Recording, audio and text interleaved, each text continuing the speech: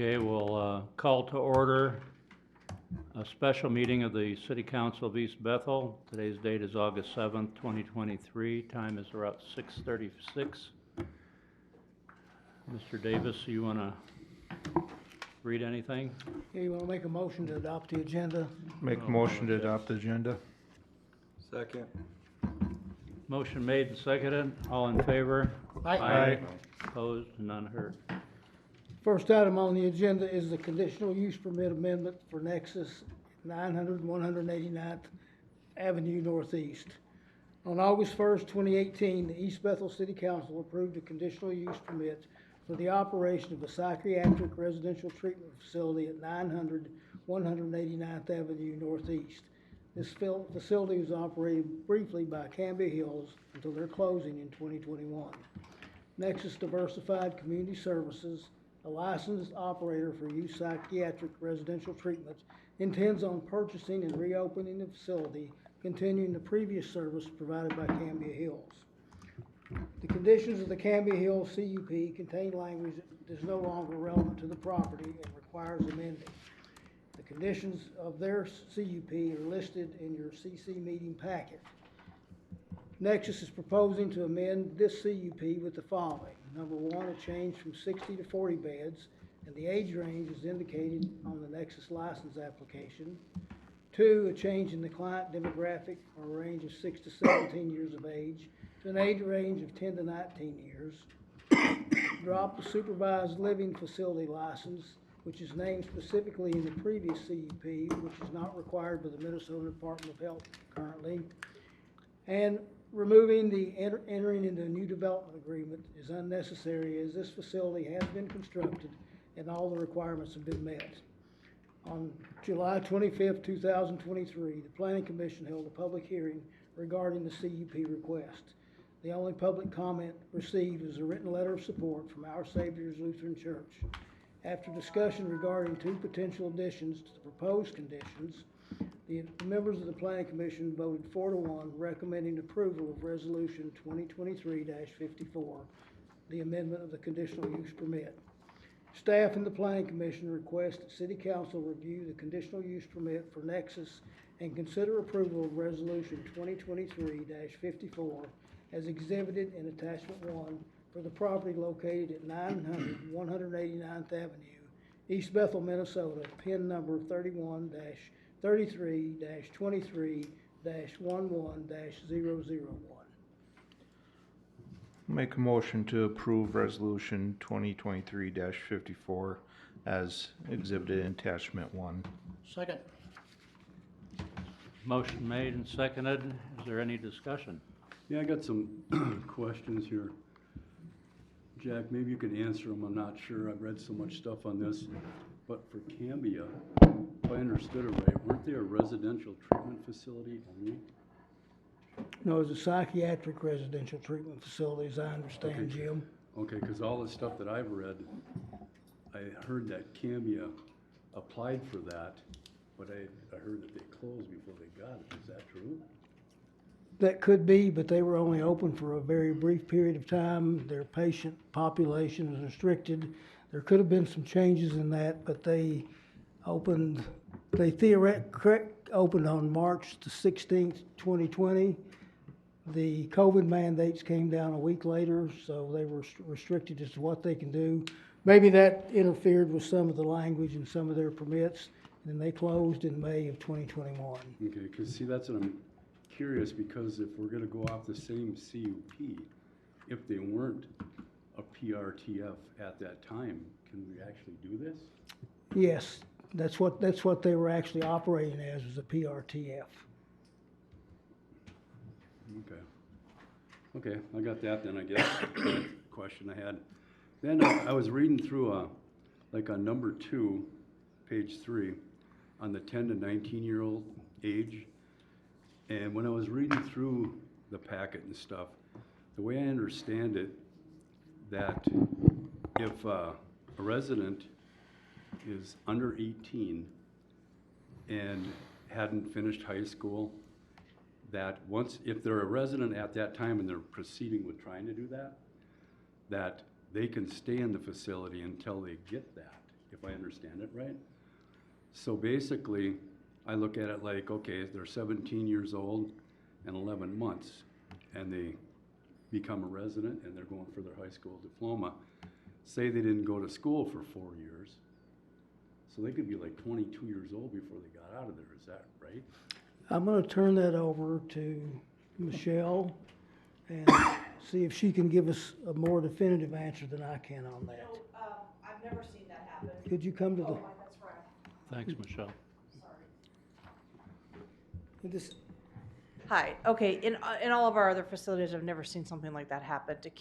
To have a child linger that long, Right, but would be really hard to justify from the treatment standpoint, because we'd have a hard time getting an authorization to treat Sure. a child for 4 years. Sure, but the way it's written in the CUP, it says if they're under 18 and they start going for their high school diploma or whatever, they can stay there until they reach it. So my concern was like, say if they didn't go to school for 4 years before that because of mental health or whatever, so they could stay there until they're 22, until they get their diploma, correct? Well, Possibly? I don't think so, because I Really? think that what would happen is probably there's school regulations that I wouldn't know of that would prevent that from happening. Plus, that would require us getting permission to treat somebody for 4 years.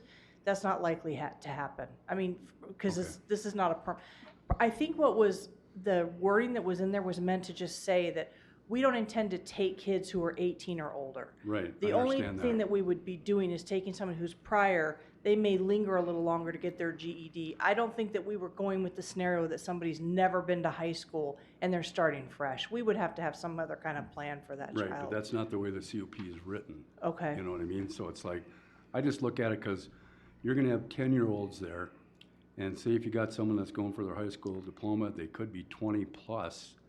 It's kind of a situation where you gotta really be careful. well, on we age would. And difference. you know what? All of our regulations and licensing requirements is gonna take care of that. I mean, we have very strict regulations about what age ranges of kids can actually live together in the same facility. Okay, so So you have them it's gonna, separated? yeah, it's gonna Okay. get all taken care of through our regulations. And there's Okay. no way that there's not gonna be regulations around keeping a 22-year-old because they never started high school. The Okay. state's not gonna let us do that. Okay, Yeah. just questions I got. Okay, Yep. I'm fine. Thank you.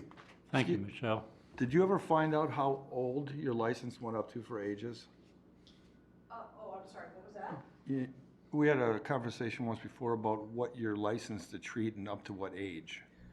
Yes, were gonna it was check on that. it was what they're referencing. I think Jack said the license was 10 to 19. Okay. Yep.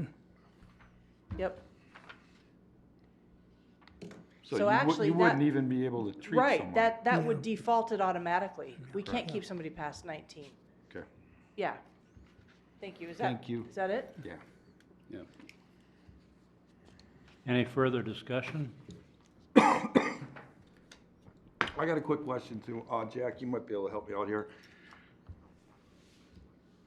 Nexus has agreed to pay for that special assessment on 187, is it? I'm curious. 189? Or 189th, one of those road improvement things. Did the city ever assess any of the residents on those roads at all? the residents on the north side have been assessed, but they have been deferred until the property is either developed or sold. So this is gonna take care of all of that for the residents, so they won't have to, they're going to be taken care of? That's correct. Okay, that was my question. Thank you. Good question. If there's no further discussion, let's have a vote on approving Resolution 2023-54, approving the conditional use permit for Nexus. So moved. Second. All in favor? Aye. Opposed? None heard. Passes unanimously. Item 4.0, Resolution 2023-56, Payment in lieu of taxes agreement with Nexus Diversified Community Services. The vote for the city's participation in the conduit bond financing for Nexus was approved at the July 24th, 2023 City Council meeting, pending approval of a payment in lieu of taxes agreement, along with an amended conditional use permit. The conditional use permit was addressed in our previous agenda item and approved. Nexus has agreed to enter into a pilot agreement with the city and pay $24,000 per year with an annual 2.5% increase in payments regardless of their revenues. This agreement will replace the previous Cambia payment formula, be specific to the Nexus operation, and cover the city's costs for services to the property. The pilot payment will be approximately a 500% increase over the amount that was to be received from Cambia Hills. The $24,000 payment is in line with the tax scenarios that are exhibited in attachment 4, scenarios 1 and 2 in your packet. This payment would cover the cost of public works, law enforcement, fire, and other supporting city services that were experienced with the operation of Cambia Hills during their operation between April 1st, 2020 and May 1st, 2021. City Council is requested to approve Resolution 2023-56, a resolution approving a payment in lieu of taxes agreement with Nexus Diversified Community Services for the property location at 900 189th Avenue Northeast, PIN number 31-33-23-11-0001, East Bethel, Minnesota, Anoka County, as exhibited in attachment 1 of your packet.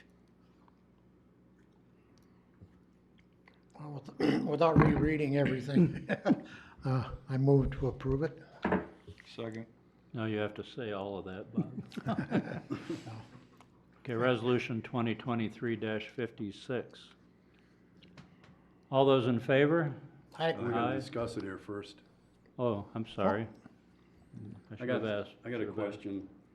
Page 22, third paragraph down. Jack, did our attorney go over this, or did he write this? He wrote this, Really? yes. Okay, I got a question where it starts, in addition to all the remedies available to the city in the event of default by the owner. Okay, it says that the city may certify an assessment against such portion of the property. What's that mean? That means if there's default, then we may assess that back to the property or the subsequent property owner.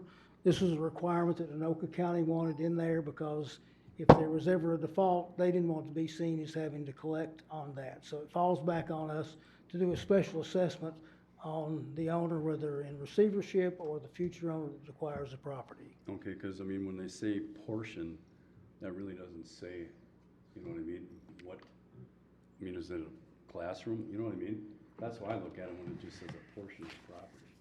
Well, a portion, I think, in this case, and I do have Eric's number here if we need to call him. He's out of town tonight, but I think that just refers to the portion that's outstanding on the balance that's owed the city. Okay, because then if you go down a little farther too, when you got the interest and penalties, like for say late payments, it says that we have the right to collect this or whatever, but there's no amounts. So say if they defaulted and we're late, how do we say, okay, now you owe us this? It should be wrote out in here. Well, every year there's a payment schedule. It shows when they make a payment, then they're sent what the balance is, what the interest is, every year after that's done. I understand Done that, twice a year, so. But this is for late fees. Like say they didn't, like most of the time when you write stuff up like this, anyways, in my opinion, the way I've done it, you have like 5 days grace period. You know, say like for this is for their 24,000, say use that for an example. 12,000, say they're late, it's supposed to be May 15th. They don't pay it till May 20th or don't pay it at all. Shouldn't we have some kind of figure in there? Say, okay, now this is gonna be a late fee of $100, 200, 500, whatever. And then so much a day until you become current. Because otherwise, this thing doesn't say nothing. Well, generally what this would do would follow the county's policy. Is what their late fees are. Okay, but it's not in here, and it doesn't say that. So I mean, if I was looking at this, I'd be like, well, you guys don't have any numbers. You know, wouldn't that make sense that we should have that? Well, we could definitely put that in there. That could Can be we? conditioned. I think we should, because otherwise, as the owner of that company, which I would look at it too and go, well, you guys don't have a number there. $10?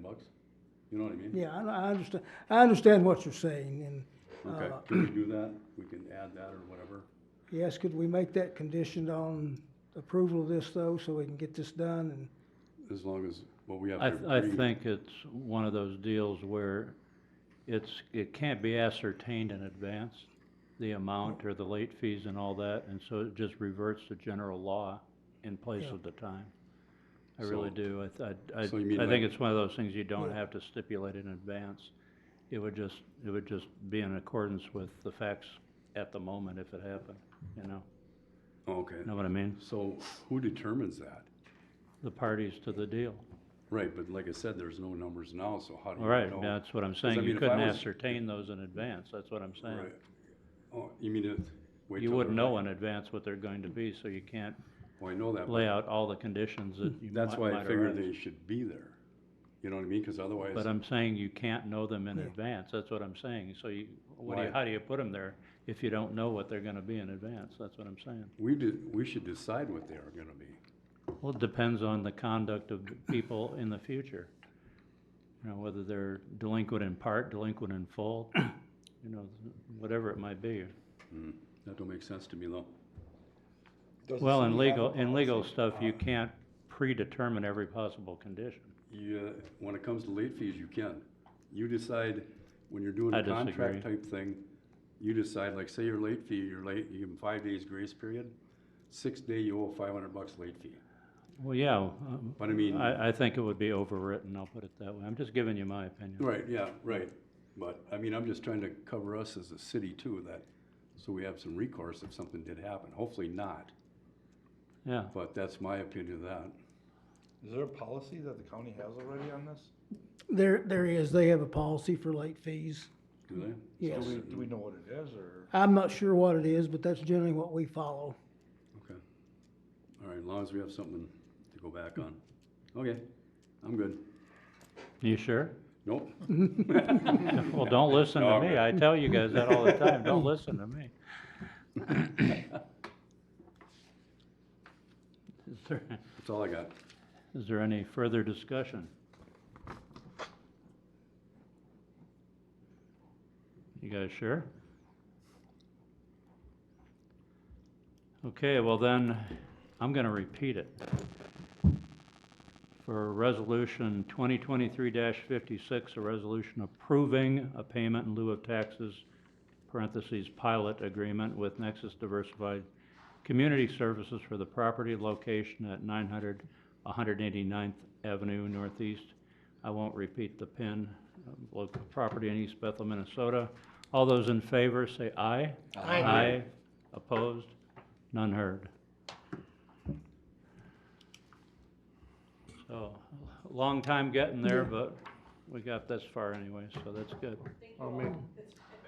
Thank you for working with us on it. Appreciate it. Say hi to Margaret for us too, will you? She's on vacation. Well deserved.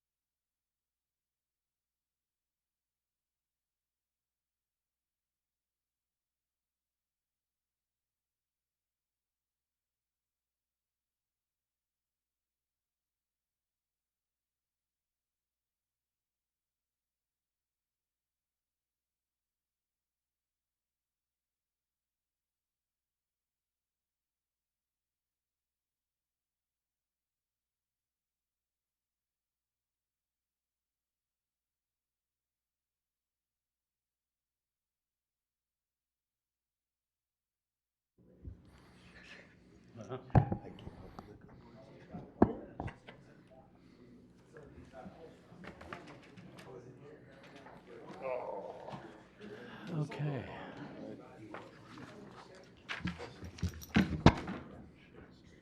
Get the what? Fire department? Yeah. Yeah. I got some ideas.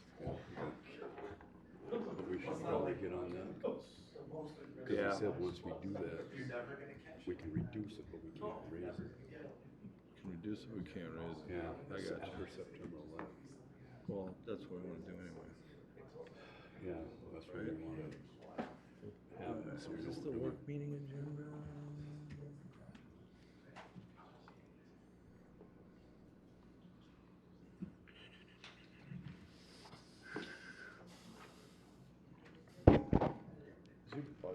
What's your first thing on there? I'm not Picking that up.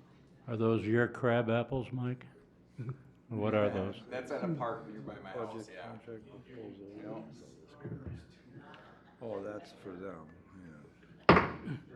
Okay, let's call to order the August 7th, 2023 work meeting of the East Bethel City Council. Make a motion to adopt tonight's agenda. Second. Thank you. All those in favor, say aye. Aye. Opposed, none heard. Thank you, Kevin. This is a continuation of the discussion of the 2024 preliminary budget overview. On May 10th, 2023, the City Finance Committee met with city staff to review and discuss the 2024 preliminary budget. The Finance Committee also discussed the city general fund balance, the actual city financial performance for the prior year, and the city's debt service requirements. Concurrent to the Finance Committee meeting, the base budget was submitted to the department heads for preparation of their individual budgets. On July 5th, 2023, city department heads presented their department budgets to City Council. Since the July 5th meeting, July 5th, 2023 City Council work meeting, the Anoka County Sheriff's Department updated their 2024 law enforcement contract estimate from $1,275,158 to $1,391,909, or a $116,751 increase over what was initially provided.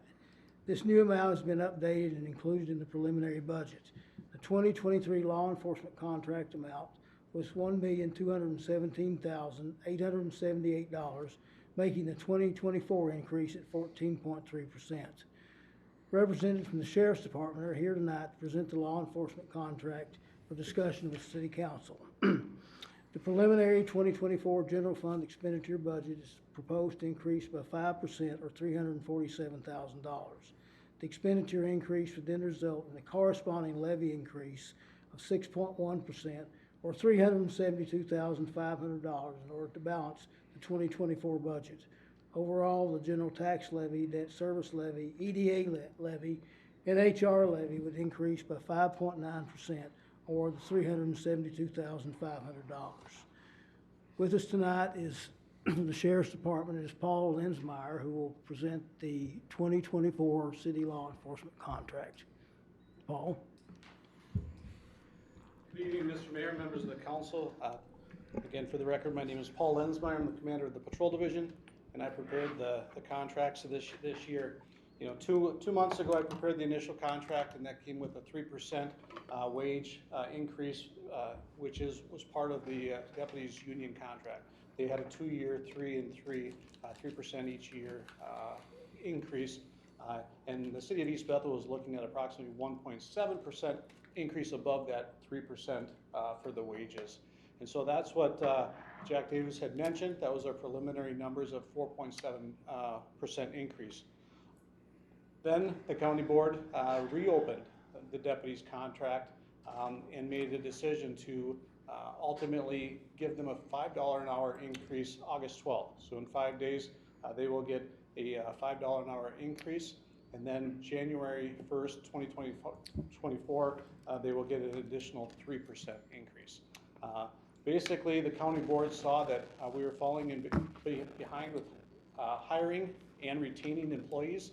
If you've heard the slogan, law enforcement's contracts and wages are kind of like the wild, wild west right now. We just can't keep up. In fact, for a short time, the deputies might be at the top, but there's already Anoka County agencies that are looking to renegotiate their contract. So ultimately, I had to redo our contracts. The original 1.7% for maintenance of the squad cars, our body worn cameras, all of that remained the same. The only increase was ultimately nearly a 15% increase in wages. So ultimately, the final number is a 14% increase, as Jack Davis had mentioned regarding the contract. So as we're looking at that, again, it's something that's somewhat out of our control. When we initially did the numbers, we anticipated a 3%, and maybe the county board re-looking at contracts once the end of their current contract was up. But they did see a significant problem in our retention and our hiring, and they made this change. So ultimately, that's what we're bringing to you tonight, is a 14% increase from 2023 with overall a 15% increase in wages for the deputies.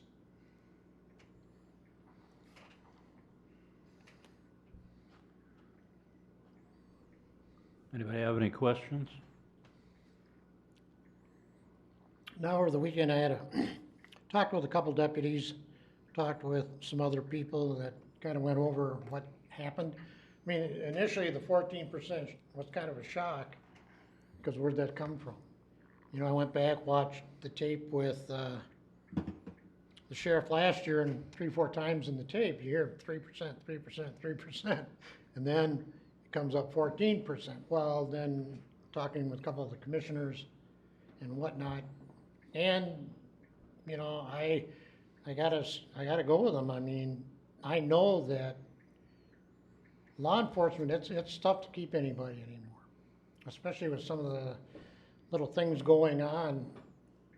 You guys are almost fighting a losing battle. Indeed, and you know, I describe it as an arterial bleed, is that what we had? And the county board really needed to put a tourniquet on it. You know, they only addressed deputy and detention deputy wages. So our sergeants, our detectives, our lieutenants and commanders all are looking at a 3% in 2024. In fact, some of our deputies have actually bypassed some of our sergeants right now in pay with this new contract.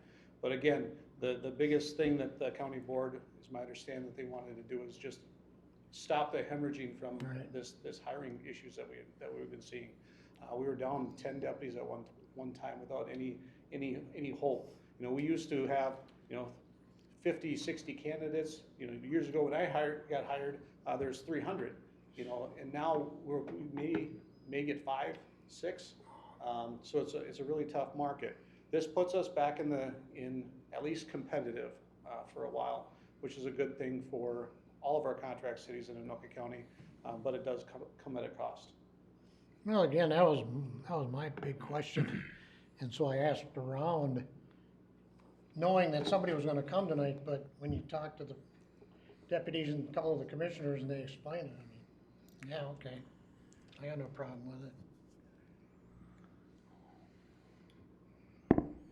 Guys, any other questions or comments? So these wages at $5 an hour, when was that again? August? August 12th. August So we 12th. got 5 days. And that's gonna go to all the deputies? Correct. And, okay. Yep. 5%. So we have a 7-step till top patrol, and top patrol is 44, 43 right now. It'll jump to 49, 43, and then in January 1st it'll be 50, 91, and that's what is reflected in the contract numbers. Okay, the reason I keep asking questions is I don't want to hog the time, but I have questions. Obviously, it's a big surprise to us. It's a big budget item. It's over 1/6 of our city budget. Does your budget include Blaine and Coon Rapids, or are they entirely separate budgets? Completely separate. Yeah, so this is just for everybody but Blaine and Coon Rapids? This is just for anybody in Brown, so just the deputies. So Okay. it doesn't include Anoka City, anybody that has their own police department, it does not include. Okay, in our case, we have what's called 36-hour coverage. Can you explain what that means, that total number of man-hours per 24-hour period? Yeah, so Is that what it is? basically, in its simplest form, we have 6 deputies assigned to East Bethel. 3 of them work each day. And so we have 12-hour shifts. One runs from 6 in the morning till 6 at night. And then we have a power shift that runs from 2:30 in the afternoon till 2:30 in the morning. And then we have a night shift from 6 p.m. till 6 a.m. So that encompasses 36 hours in a 24-hour period. Okay. Maybe you can explain this. I've tried to explain to people, but I think the last time that I was involved in this, we have 3 deputies, but they don't necessarily, if I call from my place, I may not necessarily get an East Bethel deputy. I might get Andover, I might get Oak Grove, Linwood, but Linwood's only got one anyway. Very rarely, I mean, the majority of the time you will get the East Bethel deputy that comes into the city, right? We get a major incident, you know, a significant death, non-natural death where an East Bethel deputy is tied up. Yeah, we'll usually bring the first call for help is our countywide services. We have one deputy on the east side of 65 and one on the west side of 65. Yep. And so then they will come into the city. At some point, based on calls for service, we enter what we call zone defense, right? We basically look at where the calls for service are, where we have tied up resources, and we fill in the blanks. The nice thing about our new CAD system, we've got a map where every deputy is, and we make sure that all of our areas are covered within, especially, you know, as a significant crash on 65. You're going to utilize both of your deputies, Right. along with the countywide CSO is probably going to be there, along with the countywide car on the east side or west side. So you're tying up a lot of resources, and so in that case, Linwood might slide over to cover the east side of your city, or Oak Grove might come in and cover the west side. Okay. How do you figure 7.6 deputies? How is that figured? It's actually figured on per 8-hour day. You get, we assign or we charge 1.68 deputies. What that covers vacation time, sick time, filling in when that deputy isn't there. So we know that our deputies have flex time off. They also have time out deputy because of the schedule. In the event that that deputy isn't here, we're able to fill it in without having to pay overtime every time. The para calculations are obviously pretty huge, and so is health insurance. Are all those tied to the base salary, somehow a function of those?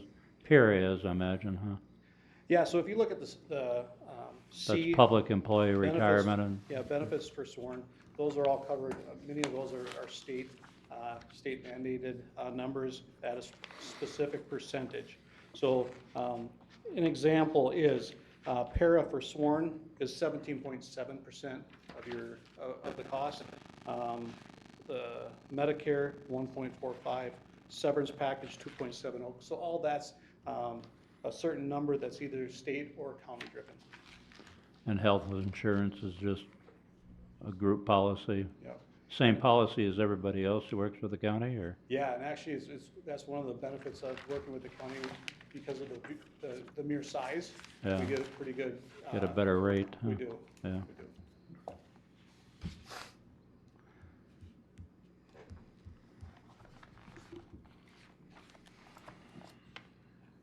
You know, there's an old saying, trust but verify and all that kind of thing. It's, I don't know if Reagan came up with it, but he's usually credited with it.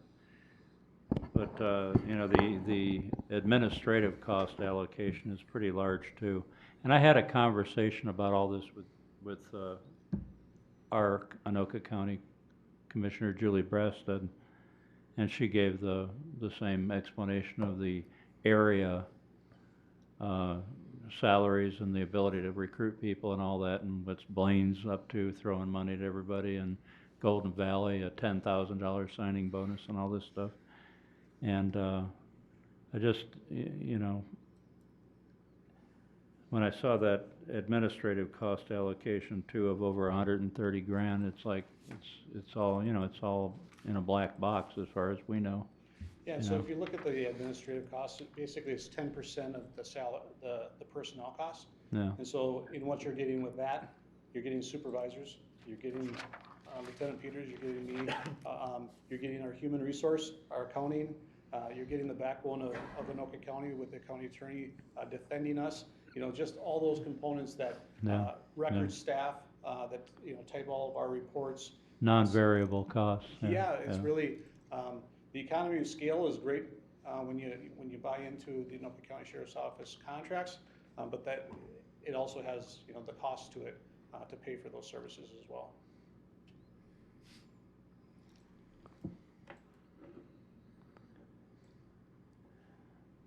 You know, from our standpoint, we're already, you know, pushing the levy envelope, and you know,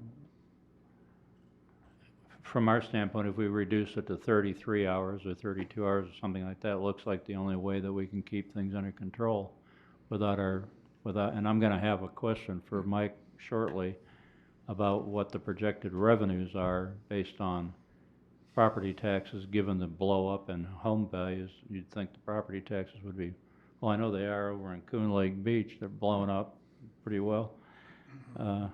If I was gonna appeal my property tax valuation until my neighbor went ahead and sold his house for about 300,000 more than I thought it was worth, and I said, well, no point in even going to the meeting after that. But anyway, we're faced with some tough choices for sure. I mean, I understand you have to do what you have to do to recruit people, but it creates a problem for us. That's just the way it is, you know. And unless Anoka County wants to give back more of the property taxes to us, we won't say a word. Certainly above my pay grade, absolutely. You know, and I would, you know, and if you're talking about from 36 hours of coverage to 32, really caution you on that, just because at 36, Yeah. at any point in time, you have 2 deputies covering this large city with a major highway coming through it. That's Yeah. that's a lot to ask of Yeah. one extra one. It's a real distasteful option, It trust really me. is. You know, last year, we removed the CSOs from the budget in trying to get under, you know, make sure that it's a, you know, easier cost. We also have reduced the cost of squad cars. We're extending the life of them. You know, for the 24-hour car that runs every day, all day long, we push that off to 2 years a replacement versus 1. The 12-hour car, we push that from 2 to 3. We're really trying to do everything we can to be fiscally responsible and helping our cities and our contracts, you know, handle the increased costs. You know, body worn cameras, they initially 5 years ago were $80 a month per deputy. Now, 5 years later, Axon, if you want to buy stock, that probably a good one, is $249 per deputy per month. Now, of course, that includes some technology that we didn't have before, but everything, well, you guys know, everything, the cost of everything is going up. Yeah. And we're no different. We're stuck in the crux of it as well. And you know, just remind you, we're not trying to, we don't make money here. We're just trying to provide a service. I know. Paul, is a 2-year contract an option? And if it is, does that represent any cost savings going to an extended term? You know, under the previous administration, Sheriff Stewart did offer a 2-year contract. I've talked with the sheriff and the chief, and I've asked them not to provide that option. And the reason is that our deputy contracts now have a clause in it that the county board can increase wages at any time without any type of negotiation. I guess I wouldn't mind if they want to increase my wages too without a negotiation, but that's in there. And if we had a 2-year contract, it'd be very tough for us to honor something like this after that 2 years if they jumped it higher than 3%. Not to mention, they don't have a contract in 2025 yet, so I don't even know what that number what it would be. Have you seen any impact yet of being able to offer people more attractive salaries in terms of people you're recruiting? Absolutely. Okay. We've got 5 being interviewed on Wednesday. We've got 1 more next week. We've got 7 openings, and we have backgrounds for every single one. So it it's appears huge. to be working. I spoke with a certain mayor of a community that might be a deputy chief in a different agency. And they also have heard of the, the salary, increase for Anoka County. And everybody's going back to the drawing board and, asking for more money. This is no different than Hennepin County that did this 3 or 4 months ago, where their county board made an abrupt change to the. That's deputy. ironic, isn't it? Yeah, made a change, we're making a change. And so, again, just trying to be competitive. And like I said, Anoka County is a great place to work. We've got a lot of opportunities, and I think we're a great agency to work for. It's just, when you look at the overall, I think we were one of the lowest paid sheriff's offices and law enforcement agencies around. It's really hard to get people coming in, especially young people that all they care about is how much money they're gonna make and how much time they have off. I mean, there's two components of that. Even for us to get deputies nowadays with the younger generation to come in to work overtime, that's really not in their wheelhouse. Their days off, they love their days off. And it's almost like, we used to say Sunday's a Sabbath day. Well, every day that they're off is a Sabbath day. They don't like to come in. So it's just a different generation. But they have a heart for service when they're here. And now we're competitive. And like I said, we've got most of our vacancies right now identified, and we've got more people coming on, so we're in a good spot. Well, it's, I think somewhat of a difference being that the sheriff's department didn't bring the raise up, the county did.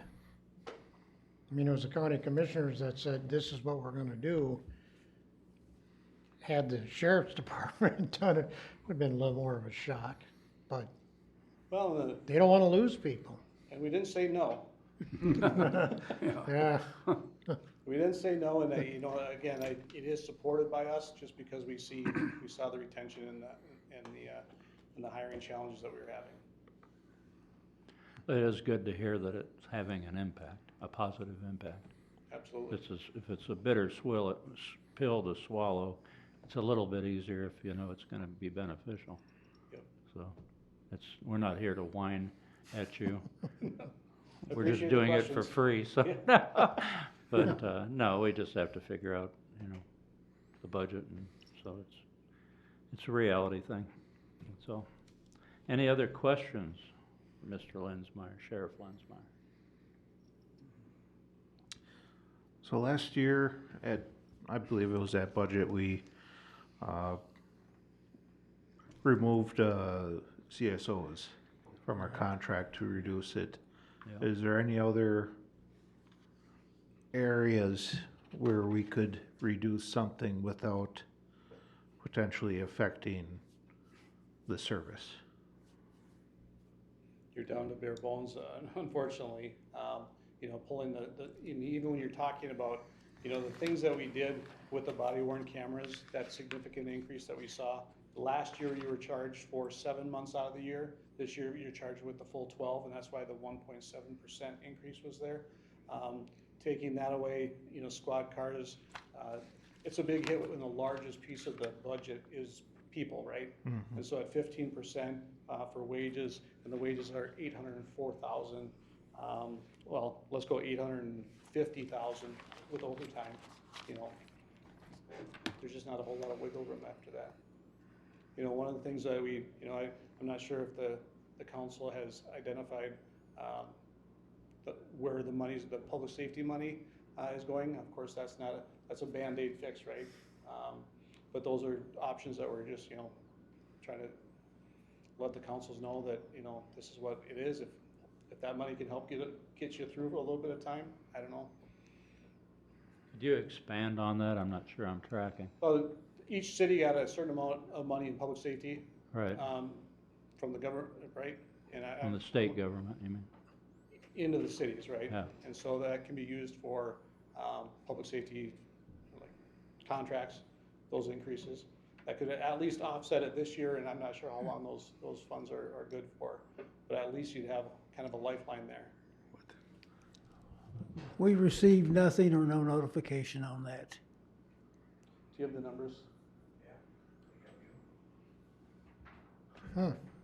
Well, that seems like an area that we're completely missing out on here. Yeah. Why would that be? I don't know. It's based on your population. Yeah. The amount of people that are within the city, and it's a certain amount that each city gets for public safety. Under what program does that come through, Paul? One second, let's Derek look up. The, I saw it, and I don't wanna speak on the term.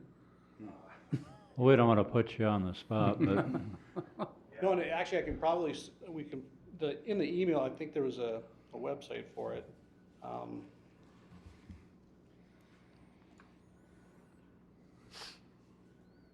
Let's see here.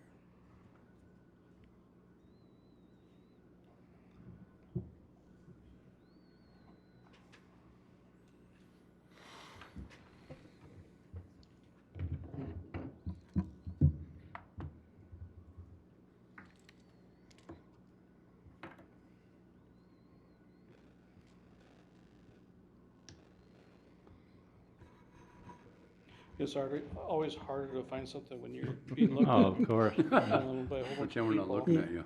On my, Well, we could come back to that. We can move on with other questions about our budget and give you a chance to look for that. yeah, let's do that. Okay. Including anyone who's a resource and how to access it. In other words, grease our slides so we can slide up to the trough with all the other piggies. About what it amounts to. Well, it's a significant amount of money. Oh, yeah. 515,000. What? Is allocated to the city of East Bethel. Really? Wait a minute. Through What? who allocate, where's that come from, Derek? Really? We could get. Gee, this seems relevant to the subject at hand. Yeah. Kevin, Wow. we need a It's raise. called the Public Yeah, no Safety kidding. Aid under state file number 1811. Got that? 1811-1E. Well, do you know how, and we can talk to, other towns, but do you know how other people are handling accessing it? Do they use, Well, I think particular it people who actually- are really on top of the program, or what? I actually think. Or is it already set aside? Is that what you're It's saying? already set aside. So it just sits there? Well, it's set aside, it's waiting to be put in these accounts. An example is Anoka County, the sheriff's office is getting $4.1 million in God. public safety Really? monies. That should take care of that. And actually, if you look at the website, You mean these numbers you got here are after you get the 4.1 million? right, Holy It's- smokes. it's one-time public safety money. This was on my email, I thought. Can't be used for buildings, but it can be used for Right, right. retention, hiring, and those type of things. Really? Well, that seems, And I don't know how long you have to use it. I gotta imagine a couple of years. So in the event that the offset, well, I'm pretty Wow. sure we could Yeah. use it up this year. Yeah. Dang.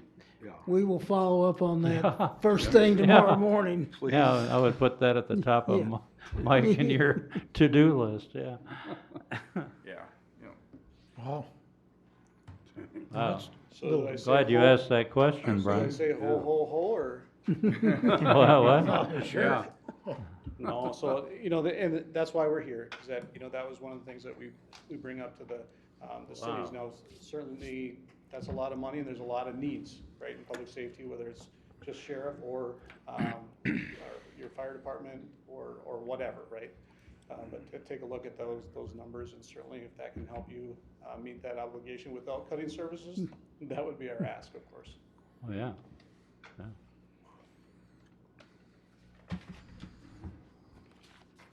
And you can follow up, make sure we have the information, have some direction as to how to go about applying for this or whatever. We'll have the process outlined at the council meeting next Monday. Okay. Good deal.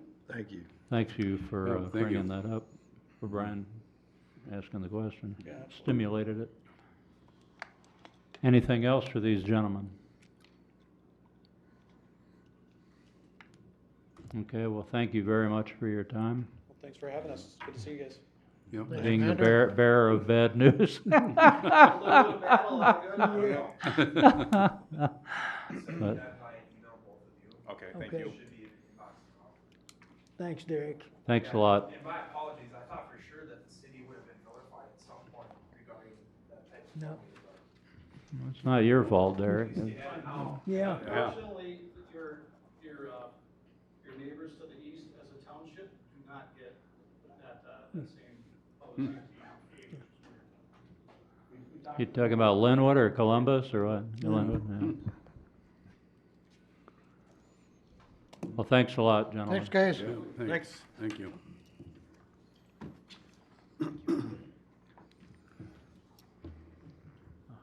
with that, I think we left off on our budget discussion after the department heads' proposals. We can do this one of two ways. We can go with the remaining budget item by item, or if you have questions directly, you want to just start asking. We can do it that way, whichever is your preference. Anybody got an opinion about that? Oh, I got a few questions. Let them rip.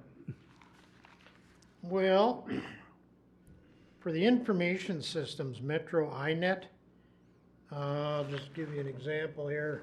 Finance, it's 11,500. Each department is spending probably that, at least that much. How can it be that much money? I mean, if you got 8 departments times, you know, what, we're paying over $100,000 for Yep. internet? Yep. So it actually doesn't go to internet.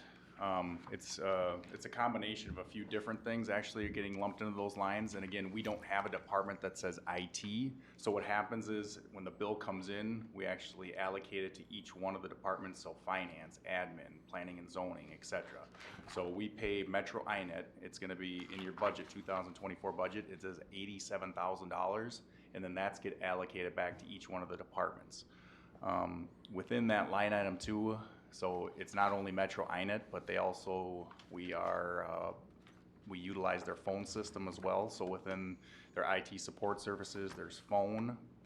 And then you're right on the first comment was there is the internet through Anoka County that's also lumped in there too, so. But again, because we don't have an IT department, when that bill comes in, it gets allocated to each one of the different departments that here at the city. And it depends on users, it depends on computer count, it depends on email accounts, etc., how it gets allocated. Another question, this is under the staffing. I'm not gonna just pull any department because it's pretty much under all of them. Provides for a 3.5% COLA salary increase for 3 employees and step increase for 1. Is that automatic every year? There's just 3%? Because that, each department has, and I've still never been able to figure this out, is billed out for the same employees but in different departments. How is that broke down? Or how do you determine? Right. Yep. So each employee is allocated to a specific department, and that's where they get coded to. So for example, I'm coded to the finance department. So again, the wage increase or the COLA that you speak to is pinned back to what the union contract was approved at. Right. And then each one of the union employees gets that 3.5%, and then historically, we also give that to all non-union employees. So again, within each department, you have specific employees that are assigned to those departments.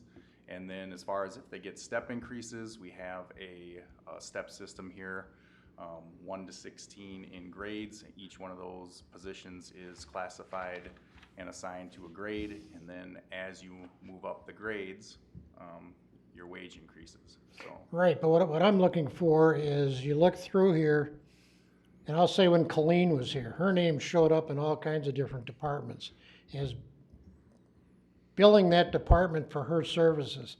And there's, I suppose, maybe all the employees do that. How is that determined? I mean, is there You know, some kind of? we actually got away from that, so every employee is just assigned to one department now, cause it got to be a little bit confusing, right? Cause if you were to confusing, do that for me, for example, I would have a little bit of an allocation going to finance, a little bit going to admin, a little bit Right, going to right. public. So what we do, instead of that, again, we only did it for a couple of different employees anyway, when we kinda started that. So we've just went to a method of you're allocated to one specific department. So whatever your primary department is, if it's finance, then that's what you're getting allocated to. The only time we actually separate out what your, you know, your function versus what, you know, some other duty that you're completing is with your enterprise funds or your HRA and your EDA, and those are those transfers back.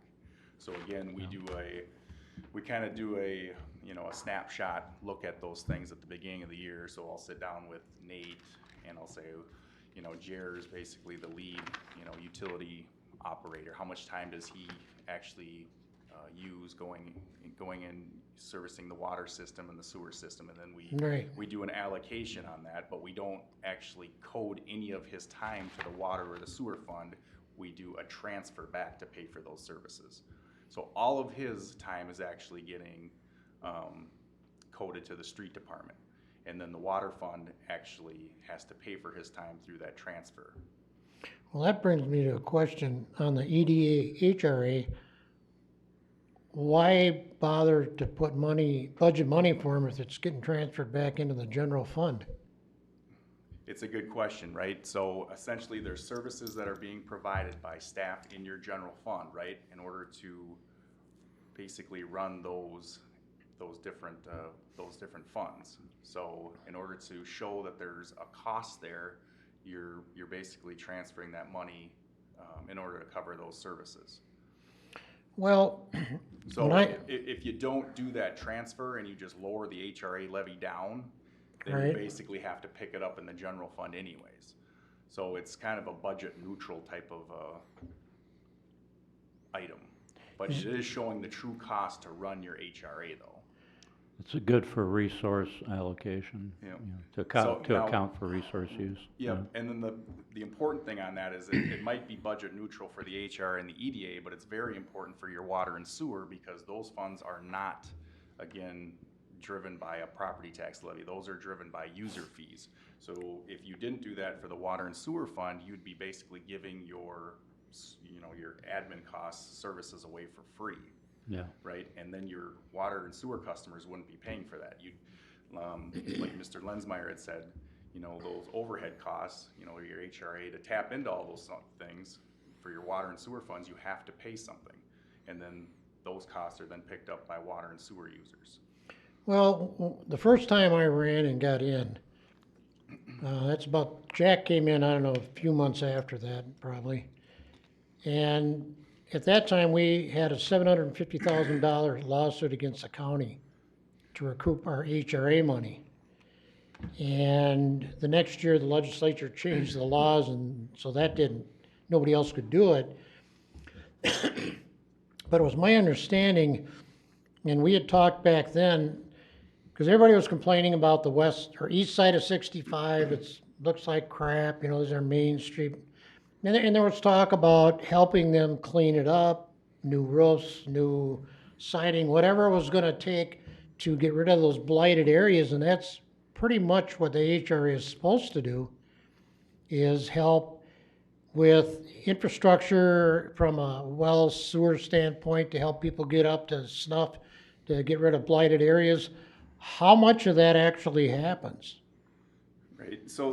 Excuse me, let me put it, not to help developers with infrastructure, but the residents themselves. Right, so if you look at the specifics of the budget right now for the HRA, there's a $77,000 levy, and then 30,000 of that is going to support admin functions. So there is $47,000 available to do those types of functions. Now, in the past, we've had a few different projects that have actually used some of those funds.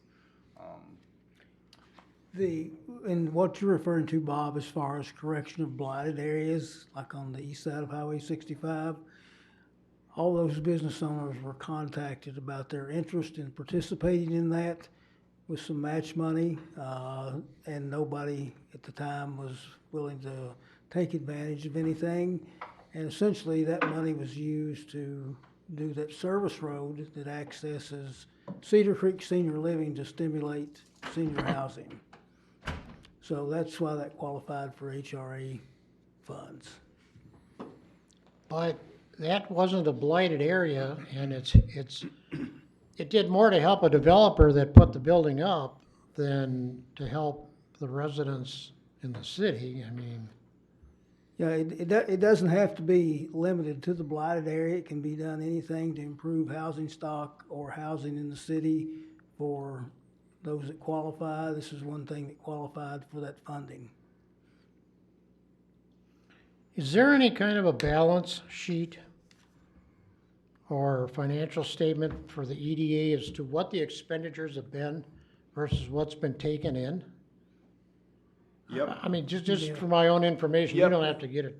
So, Tonight. yeah, every single year, obviously, when the financials are audited, there's a income statement and a balance sheet that kind of chronicles the cash balances for the EDA and then the income expenses. So anytime you would like to see any of that stuff, I can forward that on to you. So if you would like to look at, 3 or 4 years past, I can definitely forward that on to you. But it's also, if you wanted to drill into the actual audit book and go through those 110 pages, it is buried in there too, if you wanna. Well, I It's on think the that website. book's available on the website, isn't it? Yep.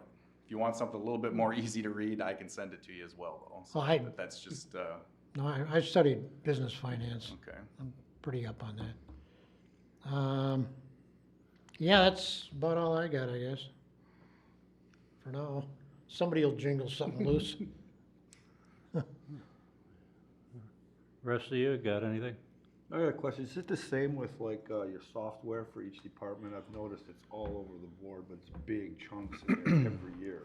Yep, software is gonna be different because that's gonna be specific to each one of the department's needs. So for example, in the finance department, we run on a system called Banyan. So they have a yearly support fee that we pay. In your planning and zoning department, they have a software package that's called PermitWorks, where they need to have an annual fee. So it really depends on what, I guess, department they're in and what the specific need is that the department has. That brings up a good point. On equipment rentals like printers and stuff like that, I think one of our printers is $7,000 a year. And then there, what is it, a $2,500 service fee? It's a Ricoh printer, I believe, That would be for the copying machine. Yep. or the copy machine. Wouldn't it be just better off to buy the doggone thing? Well, the advantage you get with the rental stuff is you get the maintenance on it, so. Yeah, but we're paying for that.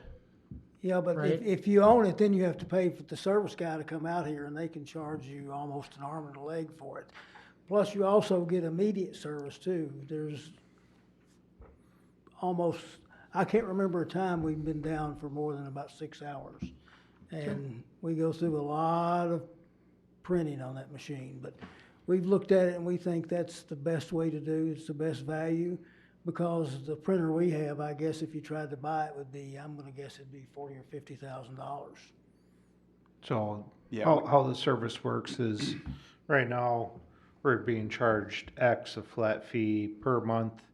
And if it breaks down, no matter what the repairs are, that flat fee covers it, covers the repair person, covers the parts, labor, versus if we bought it and it breaks down, we don't know what an expense could be. Well, but then you'd be like going to Best Buy where you'd buy an extended warranty program or, I'm just asking, I mean, I just see it as a lot. And that rings another question, Tim brought up about the licensing.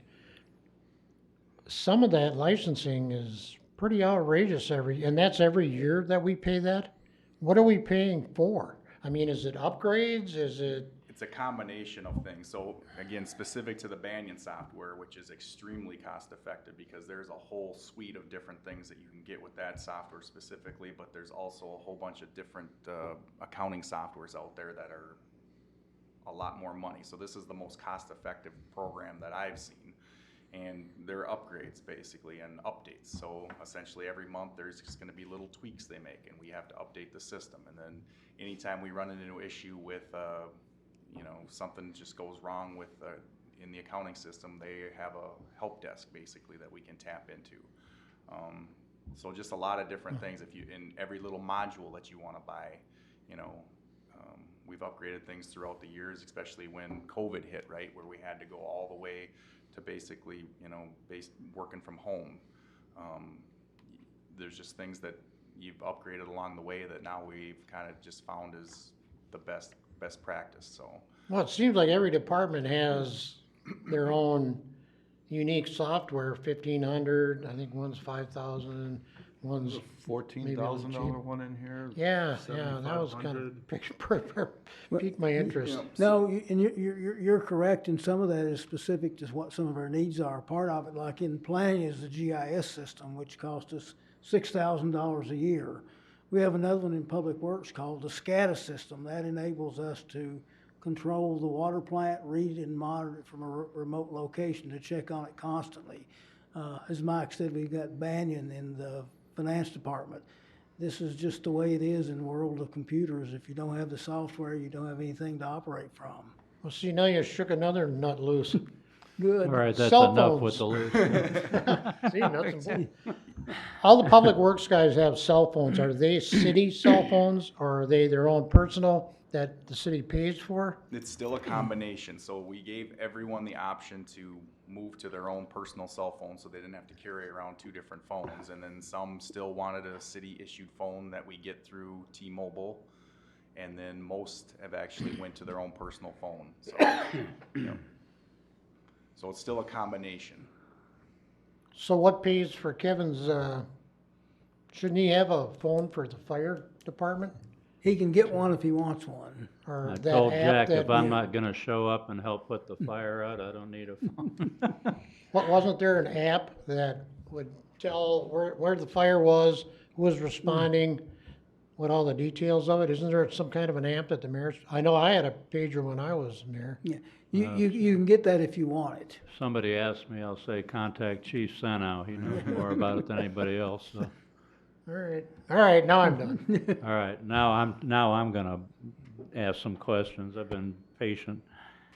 Being a simple dimple, I think in terms of revenue, expenditures, and other, you know, kind of that kind of deal. I noticed that the property taxes on the new version, property tax revenue under revenues is at 7% increase now instead of 5%. And I was gonna ask you about that, just what made you bump it up? Just curious. Yep, so essentially the only change that we made from the last budget was that increase to the police contract. So as any expenditures go up, the only revenue source that we can tap into in order to balance your budget is your property taxes, so. But you're not doing that based on a levy change, you're based on a value of the housing? Nope, I'm doing it on a levy change. You are doing it Yep, on a levy change, yep. okay. All right, gambling up 167%. Just that's the pull tab stuff? Yep, and you know, we can go back and forth on that, but there's a lot of history, so. It just involved. caught my eye because it was such a big difference. Yep, yep, and again, it catches everybody's eye because of the percentage, but essentially we went to a different form of how we collect the gambling money. Yeah. We went from a tax to this contribution method, so we don't have a huge history to really pin down how Yeah, much we're it's gonna kind of a- generate. Kind of a And- dart game, yeah. You know, and you don't, and again, during COVID, right, you don't wanna pin your budget on gambling revenue. No. Unpredictable, you know, it's pretty unpredictable, so we've already made about 40,000 this year. So, again, we've kind of pegged it to 40,000, but again, you just never know the you know, the clientele's appetite for gambling moving into 2024. Speaking of appetites, have you guys started pushing around numbers on that weed revenue that's gonna come? Just the Munchie franchise alone ought to be enormous, so. Yeah. But as you can see, the 2023 budget for gambling is 15,000, so we, Yeah. you know, we kind of completely missed the boat on what we thought would come in, and it's 40,000, so it's pretty robust still with Yeah. what, you know, with the gambling that's occurring in 2023, so. And the interesting thing about that is our gambling revenues spike when COVID hits, and they've remained high even though we've changed the formulas for collecting that. And now we get 10% of the net. Before we got 3% of the gross. So it's been a huge change, but the revenues have gone up even though we're collecting less, which allows the people who get the money to give it to their people, that put it into use, more funds to use. Well, cemetery revenue up 50%. What do you know that we don't know? Exactly. You know, that's Carrie's department, and you can kind of look at some of the trends, and we've averaged about 10,000 the last 2 years. We're already at 71. Checking out the age of the population. Right. So, Okay. yeah, we thought 7,500 was a nice little bump for that line item, going from 5,000 to 7,500, but, you know. How about interest earnings up 300%? Yep, so again. What the heck have you been doing in the past if they're up 300%? Right. So essentially, I take a weighted average of what I think our cash balance is gonna be throughout the year, and then I take a forecast of what I think the interest rates are, and I kind of multiply the two together, and that's the number I think we can get, so. You know, we've gone from getting like 0.5% interest to 5%, especially over about the past 4 years, so that makes a huge difference. And Could you repeat that, please? we've gone from getting about 0.5% interest on our monies to about 5% Would you now. switch to T-bills? No, it's, they're laddered out in CDs and other Yeah, instruments, yeah. yes. Well, that's good. That's the Yeah. proper way to handle the money, yeah. We already talked about that, you know, the unionized employees have typically, or by practice, whatever raise they got translated to the non-union employees. What would be helpful for us to know is who negotiates the union employee's salary? Where is that negotiated and by whom? I negotiate that, and then my salary then is set by city council on an increase. Can you repeat that again? I do the negotiations, and I'm exempt from that, and city council then is at the pleasure of giving me that increase or whatever they feel is appropriate. Okay. But, so literally, the city is negotiating the salary for the union employees, which then winds up being the staff's own increases.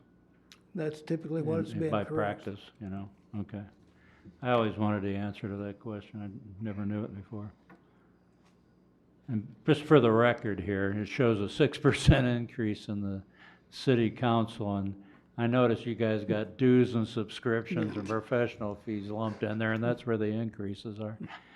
Now, I don't know who's looking at all these things you got subscriptions to, but I know that I have absolutely no interest in looking at Minneapolis St. Paul magazine and whatnot. Do you, not that it's big money, but I just wonder if we might be able to cull a few of those publications down, you know? Or are you reading all of them?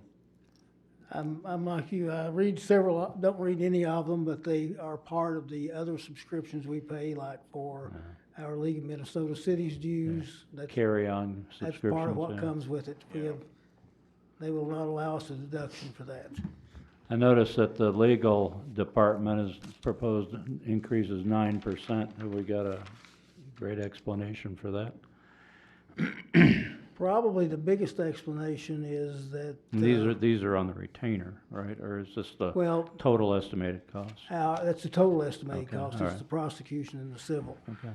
As we progress, and we all know we're in such a litigious society today that there's a lot of things we have to check out legally, a lot of things the council wants to check out legally, and these add up pretty quickly on the legal side when we're paying several $100s an hour. Risk management was up 10%. Yep, so that one's. What's driving that one? Yep, so again, that's for your general liability, all of your property and all of your vehicles. So again, we basically don't have any new stuff, right? So as the value of the average value of the underlying assets goes up, so does the risk management. Exactly, yep. Okay. Fire protection up 12%. I noticed on there that it shows the payroll for full-time employees is still 35. Is that the number that's behind the salary number? Because I think we're at like 27 or 28 now, right? It's still, we still budget for 35. Okay. The primary driver for that 12% increase for the fire department is that one proposed FTE position. Yeah, So, again, if that's taken out of there, that new position, then you're back down into the 3 to 4% and that's, range. and that's gonna be primarily paid for by the SAFER grant, is my understanding? If we receive it, we should have received notice on it, but we've gotten no notification yet as to whether it's been approved or not. Okay, why did the engineering fee, go down 25%? So again, that is anything that falls outside of any kind of project that we have going on. So any kind of street project that we have going on, that gets billed back to those specific funds, right? So your street capital or your state aid street capital. Anything that, you know, we can bill back to a developer gets billed back to the developer. So anything outside of that then is just strictly kind of general engineering. And just to look at our 2-year average for the last 2 years, we're averaging about 15,000. So we thought, you know, being able to lower that by $10,000 would be a good representation of what we think can, you know, we can lower it to. So, but again, you just don't know that number offhand. So. In the community development department, last numbers I saw had a projected 36% reduction. Does that seem realistic? Yep, and the primary driver of that, again, is the elimination of the planning position, so. But realistically, how long do you think that's gonna happen? You guys gave us a commitment to the end of this year, but I didn't hear anything about 2024. Well, 2024 will give us an indication of where we're gonna be in 2025. So it's gonna be driven by the amount of business there is to Correct. do it, okay.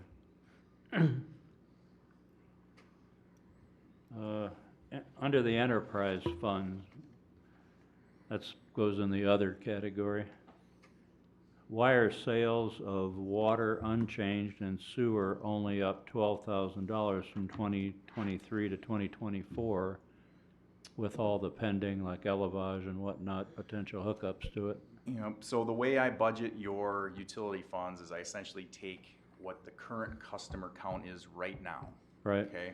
And I don't inflate that with anything that could be happening, because I don't know when elevage is gonna happen. I don't know when these specific other developments are gonna happen, so I just go with what is gonna happen. So you tend toward underestimating it? Yep, I Yeah. underestimated, and again, we're in the selling water business, right?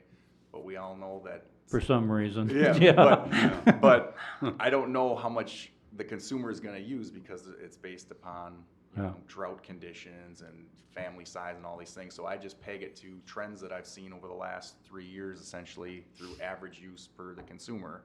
But again, that can drastically change depending upon, if we have a wet summer, then they're not gonna be sprinkling their yards as much, and we're gonna be not gaining as much revenue. So this is really a high tide mark right now for revenue as far as water use, so, and water revenue. Okay, this is related. Why is interest revenue up $30,000 each under water and sewer between 2023 and 2024 budgets? Again, it's higher interest rate climate, and then we have more cash balance throughout the year.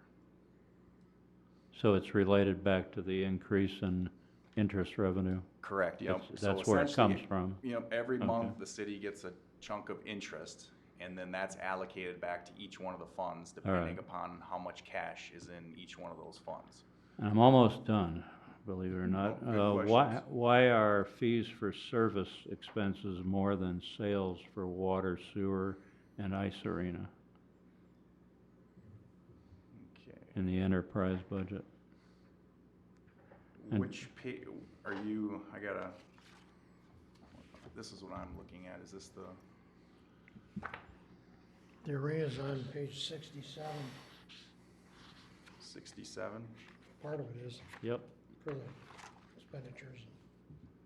Let's make sure I'm looking at the right page here. The question I wrote down was, why are fees for service expenses up? Oh. I don't think I said up. Okay, Up more than sales for water, sewer, Yeah. and ice arena. Why have they increased more than the sales of the water, sewer, and ice arena? Just trying to understand the dynamics in these Yeah, let's spreadsheets, see. that's all. Is it,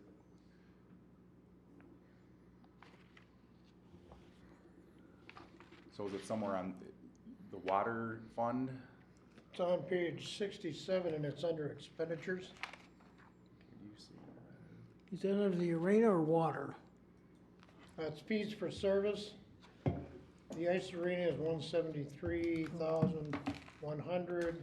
So, Sewer's 162,500, and water is 58,300.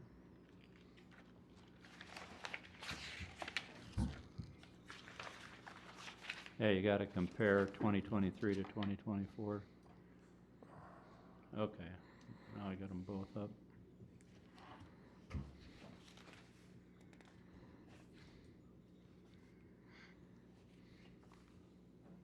Do you see what we're talking about?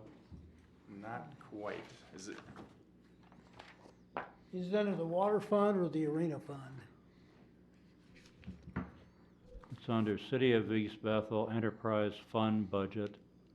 say summary? And it has Summary. water, Yep. sewer, Yep. yeah, Okay. summary, water, sewer, and arena. Okay, so, again, this is just a snapshot of the revenue and expenses. It doesn't really compare year to year. This is just what the 2024 budget is for those funds, in a summary form. Mm-hmm.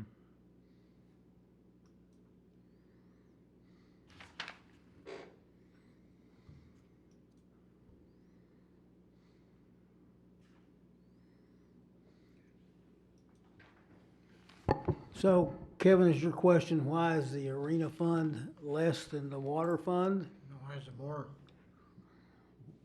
Why is the fee for service? The fees for service, That, they're up more than the sales. They increase more than the sales. You know, you have this top line sales for each. The difference in the sales is less than the difference for the fees for service. At least when I looked at these before. So you're comparing these net cash flows and inflows and wondering why Yeah, they're different? exactly. Yep. So again, each one of them's got different funding sources, so we're trying to accomplish different things in each one of them. The arena fund, the whole goal for the arena fund is just to break even and cover your operational costs and your depreciation. So again, that's where those user fees are set in order for the entire fund to basically break even, and that's where this is zero. Your water and sewer fund, again, is we want to break this even from an operational standpoint, but we also then want to have the rates high enough where we can actually start to pay some of this depreciation too. So when your equipment or some of the infrastructure goes bad, we can pay for it. So we use more of those net cash flow to cover the depreciation. So we're still not covering it, but we're covering a larger portion for, I guess, the water and the sewer fund. Okay, and on the reserve capacity loan, have we reached the 2 million yet? Yep, and that was something that we are going to bring, you know, Jack's got some questions into the Met Council right now, and we're gonna bring forward to the council in, probably the end of September. So right now, we have not, you know, we haven't met the $2 million, threshold yet, but it's looking more and more likely that we will meet that, and that's what this $232,000 is an actual payment on that loan then. we will, excuse me, go ahead. Go for it. We will know by the end of the year whether or not we've met that goal or not. We don't anticipate we're gonna meet it, and that we'll trigger that threshold and that loan payment will kick in. So I've got the questions into the Met Council is when in '24 will it start? You know, essentially, what are our payments gonna be? We have the opportunity to select the term on the loan. It's at 2.74%. And also too is when this kicks in, do we go back to the $700 reduction in the Met Council SAC fee at that time or when the loan is paid off? So we're waiting on those questions to be answered. Okay. Yep. So as of July 31st, we had 12 SAC units secured. And I think in order to not meet that $2 million threshold, I think it needed to be at 58 or so. So right now 12, so we're gonna need 46 by the end of the year before this will be, the $2 million is met. So kind of show you where we're at with that as well. Does that mean hookups, Mike? Yep. Yeah. Yep. So again, one SAC unit is essentially it's one house. One house. Yep. And then any type of commercial building, that's where the Met Council has to do the SAC determination, and then it kicks out exactly how many SAC units it is, so. Okay, depending so it can be upon- more for commercial? Commercial, Okay. yeah. So like- again, I think everyone has kind of seen this before. This is the reserve capacity loan schedule. And the. And the important- interest rate on the reserve capacity loan is already fixed, right? Correct, yep. Yep. At that- Thank goodness. Yep, at that 2.73%. And then, again, as we kind of go throughout the year, we update this accordingly. And if we remained at that, 12 units, we'd be at 2 million, well, we'd be at 2.1 million, which then would be the $2 million cap. And then this loan, again, the parameters aren't exactly set right now, but this is one, example of how we could pay it off. And that's where that $232,000 is coming from in your budget packet. Okay, my last question is real simple. Compensated absences fund. My understanding was we did away with the compensated absences. Is that true? Yep, But there's still an outstanding obligation? Is that Yep, it? that's a great question. So what we did. Well, get a- thank you. What we did get. About a- time I came up with one good one. So what we did eliminate is at the end of the year, you were no longer able to sell back your excess vacation Yeah, time. So yeah. that's what we did get rid of. But again, when an employee resigns or his tenure is terminated, he or she would still get their vacation or sick time paid out. And that's what that fund is set up to pay out. So- Unused vacation or sick time. right? Yep, Yeah, okay. unused vacation or sick time, yep. No, you get to take it and you get paid for it So- at the same time, yeah. So what I always use for an example is, for example, if we had a fire chief that had 200 hours of, vacation time that was paid out at the end of his tenure, okay? Well, that would be a dramatic increase in your budget, or in your expenditures Be a for that spike, year. yeah, But because we have this fund set up, that actually covers it for that year. yeah. Similar to a pension Yep, plan, yeah. so, Okay, thank you. yep. That's it for me, thank you. I'll let you two speak, or you three speak, and then I'll speak again. Better ask some, No, you covered everything excellently, thank you.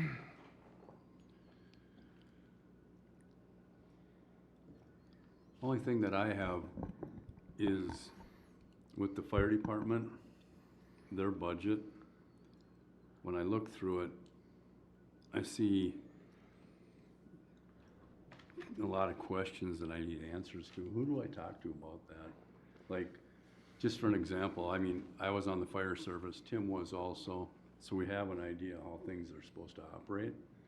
And we have some ideas on how we can reduce their budget. Who would I talk to about that, to go about it? If you want specific answers on the line items, we can attempt to answer those tonight. If you can't, we can set up a meeting with yourself and Mr. Sano, and you can go over that individually. Okay, we'll just wait until that comes together, because then I'll put everything together. And then we'll have a meeting with you and Chief. Yes. Then we'll go over that. Okay, thank you. I won't be at that, Chuck. Yep, for sure. That's all I got. anything else on the budget? Yeah, I got a question on the ice arena. Well, actually, I might have a couple. Isn't that cell tower over there that at one point was making payments on the ice arena? Where do those payments go now? General fund, Are they listed somewhere? Or is it just general? it's It's under your, in your summary budget, it's under site lease revenue. So they're not really, what they're actually renting from us is the land on which the Right, cell towers are. right. So it's labeled as site lease revenue. So essentially, it's at $81,000 right now, and it's in your general fund.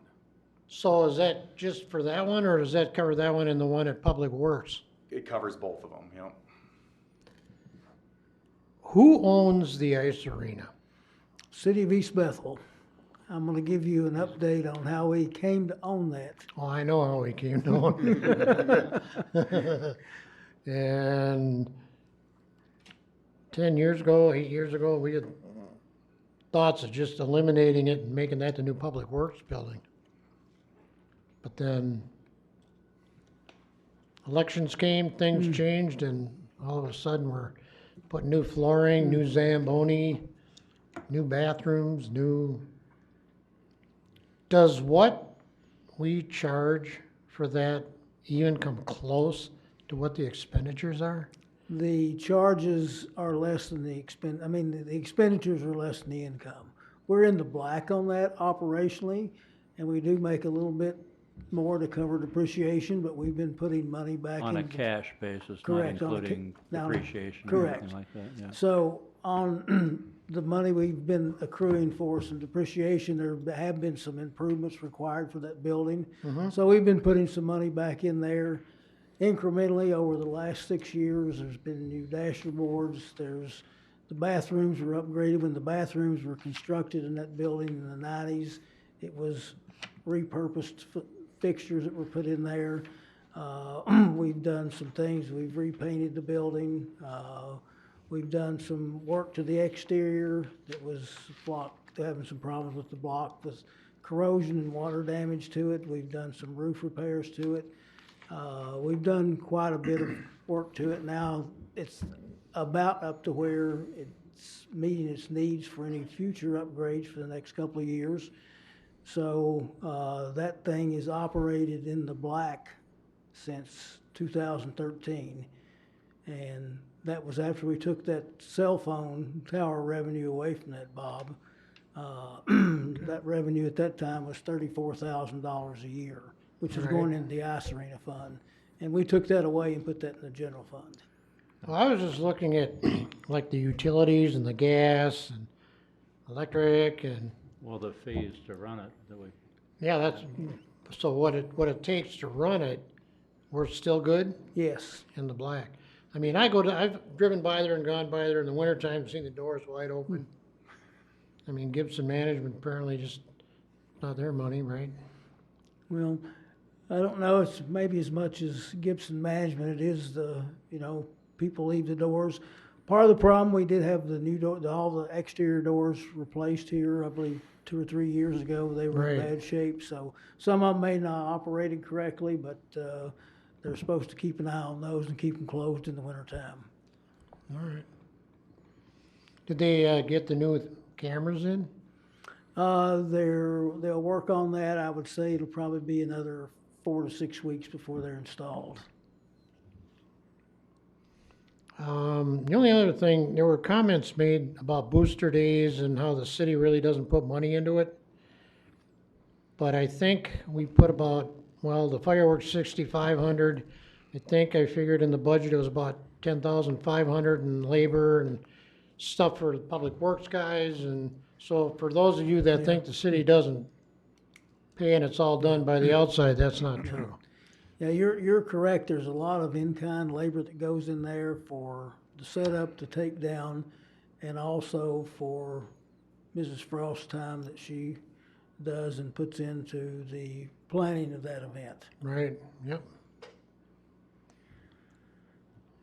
All right, I'm done. any other discussion or questions or about the budget? One question that we have is, where do you want to be with this budget? We need to try to get the preliminary budget approved at our September 11th meeting so we can send it to the county for certification. There's some things that we can look at, but we're kind of looking for some direction from you. Right now, the levy increase is proposed to be what, Mike? It's 6.1% for the general and the debt service levy, and then if you take all your levies into account, it's 5.9%. Something we gotta keep in mind is when Ken Tolzman goes around this spring and does his assessments or this fall, I watched my home value go up, and it hasn't changed since 1930. It went up probably $250,000 in 3 years. And I know darn well it didn't do that. So we have to figure out something. I mean, I haven't seen him personally out to my house in over 15 years. And, I got 3-inch cedar siding, single floor, 800 square feet, plus a big garage, but that doesn't warrant. Next year, he's got my home valued at $450,000, and there's no friggin' way it's gonna happen. No way. So I don't know, do we have any kind of say about, hey, you gotta watch what you're doing here, because with this 7% increase, and then he comes along and slaps us with some exorbitant appraisals, do we ever monitor that, Mike, or? I mean, that's the, I'll let you speak to that. No, we don't. The appraisal is kind of independent of that. And, their explanation for their valuation is based on comparative sales.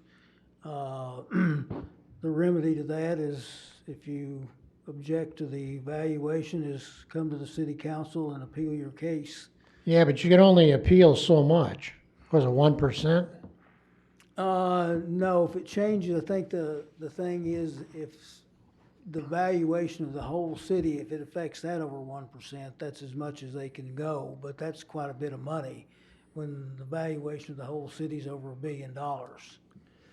Well, I mean, I'm looking at it. I got a neighbor that took their property from maybe 299,000 up to 700 and some $1,000. Well, that sure the heck didn't make mine go up that high. Now, in his mind, maybe it did.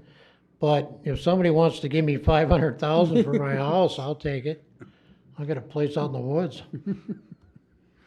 So there's got to be some way to regulate that. I mean, I don't. And yes, the levy is, our taxes are based on what we're being assessed, is a big part of it. The assessed value drives the levy as far as what we receive from property taxes. Right. There's a lot of terms thrown around, and I'm not sure I'm clear about it all. I'd like them better explained. When you talk about a 6.1%, you're talking about an increase in the amount of funds needed by the city to operate. Correct, yep. I'm That's, talking, which is different than when I think of the word levy. I think of that's like the total amount levied against the property in the city, Yep. tax-paying property, right, city. yep. I'm strictly looking at it from a property tax, how much the city is gonna levy, And when you, how much is yep. there is gonna increase, right? So But you're talking about an increase in the existing in a per diem or per what is it, per valorum, Yep. ad valorem. Yep. That's a big word. And the big misconception is, again, is just because the city is levying 6.1%, that doesn't mean necessarily your property taxes are gonna go up 6.1%, right? Because there's other factors that need to be taken into account before you can figure out how much your increase is gonna Well, be. and then there's also what percentage of that is, what percentage the cities is of the county versus the Yep. and the- school district and Yep. and the Yep. city, of the three people sharing the pot. Right, and the other part is what your value is doing in comparison to the rest of the cities, right? Because if everybody in the cities' values are going up at the same clip, then you're not gonna be affected by, any kind of fluctuations in your property value. Because we're levying, this is kind of a fixed amount that's getting levied. If Against the grand list, as it's Right, called. against the yeah. grand list. So Yeah. even if we have 1,000 more houses just pop up tomorrow. Right. The city doesn't make any more money. It No, just gets- not much. It just gets spread, it gets spread, allocated more to those properties, so you would pay less. But the city is just gonna generate this amount no matter what. What is the percentage now, the county versus the school district versus city of East Bethel? I think, we always say kind of in thirds, right? So a third is gonna go to. Yeah, but that's but really that- but not that's- accurate. Right, yeah. it's not accurate It- anymore. it- It's. It's like 16% Yeah, for the school district, it's isn't it? probably, the school district is probably 15 to 20%. Yeah, We're probably 40% and the county's probably 35. I don't know if that adds up to 100, but that's kind of the ratio. Okay. And for those that don't know, a levy is a tax. I've had people say, oh, it's just a levy. Well, Yeah, what's yeah, but levy confusing is a about the tax. term is you think of the levy as the whole amount, not just the increase portion of it, and it's used to refer to the increase, Yep. And which the other- always I found confusing. Yep. Maybe it's just me, I don't know. And the other confusing part is obviously the city's levy is lumped in on that statement with everybody else's. Right. And the first thing they Right. look at is just the bottom line, right? But Sure. you really have to drill down onto each one of those line items and see where that increase is coming from. So, Okay. the city only controls that one line item, right? Right. Well, as far, I can't speak for anybody but myself, but I would like this to be a topic on the next 2 regular city council meetings, to the exclusion of some other things if necessary. But I know we have to drill this down tight, whether it's a meeting of the finance committee or whatever we gotta do, but we don't wanna wait till the last minute to, Well, we'll include this discussion, the continuation of this discussion on the meeting next Monday yeah, night. yeah. We just have to keep it in Yep. front of us. We know what we want. We want no increase. And the chances of that are about 1 in 100, so, Well- if not even 1 in 100. Well, there's, 1 in 1,000 be more like it. But, Well, I'm glad you said that, cause, you know, as we. even if Mike takes a 50% pay cut, I mean, yeah. And the chances of that are less than 1 in 1,000. What were you gonna say, Mike? we've got some things we can go over with you on that. Yeah. You know, yeah. sometimes working backwards is a way to, you know, kind of do Exactly, this yeah. budget. So if you give us guidance that, okay, we're really comfortable with a 3% increase or a 2% or anything like that, then we can kind of work backwards to try to get there. So if we have that number in hand, then we can look at things to reduce your, you know, your budget increase or your levy increase, right? So things that we've kind of identified that you could drill down that levy increase is you could use some of your fund balance. Again, last year we used $145,000. We've earmarked, or we've, you know, projected you could probably use another $130,000. So you could levy $130,000 less. Again, we still need to make a decision on that, you know, full-time firefighter position, which is $84,000. Eliminate. But again, that's gonna be paid by the grant primarily, correct? Maybe. Isn't that the idea? Maybe. But Well, I as thought a- it was conditioned upon getting that grant. No, that's a maybe. Yeah. I know, but Yeah. I thought the hiring was conditioned upon getting That's- the grant. That's what we understand too. Yeah, okay. Because But if we as- don't get the Yeah. grant, then we don't do it, yeah.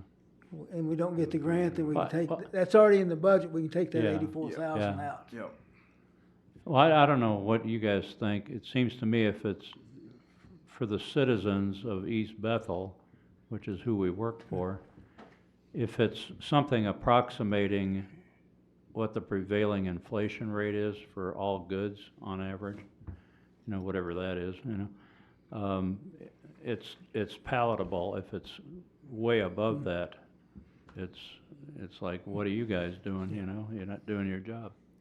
So that's kind of my rule of thumb. So around 3%, if you wanted a number. okay. For me, 2.5 to 3% is something I think we can, you know, explain to residents who ask us and not feel like we were slack or stupid, Okay. you know? And that's one goal that we set back in 2014, when the city experienced almost a 15% levy increase. Yeah, And we tried to set things up there, so incrementally going forward, we would never have to go, hopefully, above 3%. was that driven by the water sewer stuff? Just because of the timing of it? It was, that's when the principal on those bonds kicked in. Yeah, and that's when you were interviewed, and you said, I don't know who burnt the biscuits or something. Yeah, I remember reading that article, yeah. Okay. I interrupted you, I'm sorry. We'll go, continue, please. But, you know, we can come up with some things, some options Yeah. to drill that down further, and that's why we're trying to get some direction from you, at least what you're comfortable with, and we can start that meeting Well, off. again, I don't speak for anybody but me, so That- what do you guys think? So I think what you said is excellent. 3%. I agree. And we can come up with some proposals and suggestions on ways we can do that. at the Because next our meeting. residents will understand the sheriff's department budget increase was out of the blue. I mean, Yeah. that, But, you know, nobody expected that. and again, if that $515,000 is out there That changes available, things. Yeah. Yeah, Changes things quite. then our dramatically. target will become 2% Yeah. or 1%. yeah, that's a true game changer. Yeah. Well, I would hate to think that that's been sitting there all this time and we haven't even bothered to look at it, but. So Jack, for saying the preliminary levy or preliminary budget in September, what was the date? September 11th. 11. September 11th. Again, I believe that would be that we are just setting it so that, we're setting the number that we can't go any higher, but we can still lower. That's correct. We can still lower that by, when we approve the final budget in December. So we don't have to have everything worked out by September 11th, but we can certainly still be working on all the little things, and it sounds like there's still a couple things up in the air with grants and other mysterious money that we may be. It would be really Getting. helpful to have that information, some inkling on that by next Monday. That'll That would there. be very helpful. So Anything I can do to help in that process, Okay. just let me know. So I think we're off to a good start, though. Have we exhausted the budget discussion process? Item 4 item 3, I guess it was on our agenda. Oh, I had one other question. I lied. I did have one other question. Why are the year-to-date numbers in the budget only current to the end of May instead of the end of June or even the end of July? They should be, are you looking at the one I prepared for this meeting should be through July 25th. So Okay, that was good. the latest I could actually Okay, good, yeah. get the book all completed and get it I was in the looking at so packet. many different spreadsheets. in Right, there, yep. yeah. So it's always based upon the time Oh, of it year. was this one, yeah. Yep, It was this physical copy we had from the last meeting. yep, yep. Okay, good. So we're on to item 4, proposed utility extension, 184th Lane to, it says to Highway 65 Service Road in Briarwood. Isn't that supposed to be end 181st Street? No, it's just a Briarwood. Just to Briarwood? 181st would take it down to the Ham Lake, Yeah. East Bethel Boulevard Right, yeah. border, but it doesn't need, with this proposal, it doesn't need to go any further than that. Okay, If it's to be extended further, that would be something for a future consideration. all righty. Thank you, Kevin. The owner of a 9 plus or minus acre parcel at the intersection of Highway 65 and 181st Avenue, which is this property right here. This is 181st and this is Briarwood. Mr. Doug Osborne owns this. He's expressed an interest in developing this commercially. The site is currently not served by water and sewer, and city service terminates at a point that's between, this is the building where Snap Fitness is located, and this is Highway 65 Liquor. There's an easement that the city owns, and sewer has been stubbed out to this point right here where the cursor is. So these city services terminate approximately 1,400 feet north of the site. Extension of the utilities to serve this area are part of the facilities plan that was incorporated in the comp plan, and this area is inside the metropolitan utility service area. Whatever option and whenever utilities are extended to this area, consideration needs to be given to a sizing that could accommodate service to other adjacent areas that have potential for future residential and commercial development. There's another property down here that sometime may develop in the future. So if there is a consideration to do this, this should be sized so that it could eventually probably serve this area right here at a minimum. In the facilities plan, it was to terminate at this point right here at Sand Hill Parkway in Briarwood with a 16-inch water and a 24-inch sewer line. But that was when the proposal was to eventually extend this line out to Briarwood, down Jenkins, Deerwood to 183rd, cross under Coon Lake, and eventually serve Coon Lake. I think at the time that the Coon Lake area is served, there's probably going to be other means to address that issue. I don't know that we can size a line for that in the future. That's just- Coon Lake was a pipe dream, Jack. No, And that's you what didn't- I'm saying, that's, you know, it's, to get it out there with only potentially 240 customers, unless you develop a system that served all the way around the lake and served the Ham Lake area and over in Columbus, you'd still have to have a lot of grant money to cover a lot of the costs to make it feasible to do and pay for itself. Well, they initially said they were gonna run it across the channel. And the DNR said, well, forget getting permitting for that. But actually, there was somebody who just was in office before that finally admitted that to put the sewer water around Coon Lake really wasn't gonna happen. Well, and there's several problems with that. Number one is you don't have a lot of connections between this point and when you get to Coon Lake, not enough to pick up and make up for about 3 miles linear distance. You know, the other thing is the cost. The other thing, if you're using assessment to pay for the project, there's only so much you can assess to a property. You can only assess the value added to it. And there's some places there that have $1 million homes and some that have $50,000 homes. So, you know, getting assessments is gonna be a very difficult thing to do. It's also in a tight, restricted area. Whatever you do, you're gonna have to do complete street restoration, storm drainage, the water and sewer. It's gonna be very expensive. And so my thought on that is if there's ever any water quality issues on Coon Lake that demand that there be sewer service, it's gonna have to be looked at from a different angle.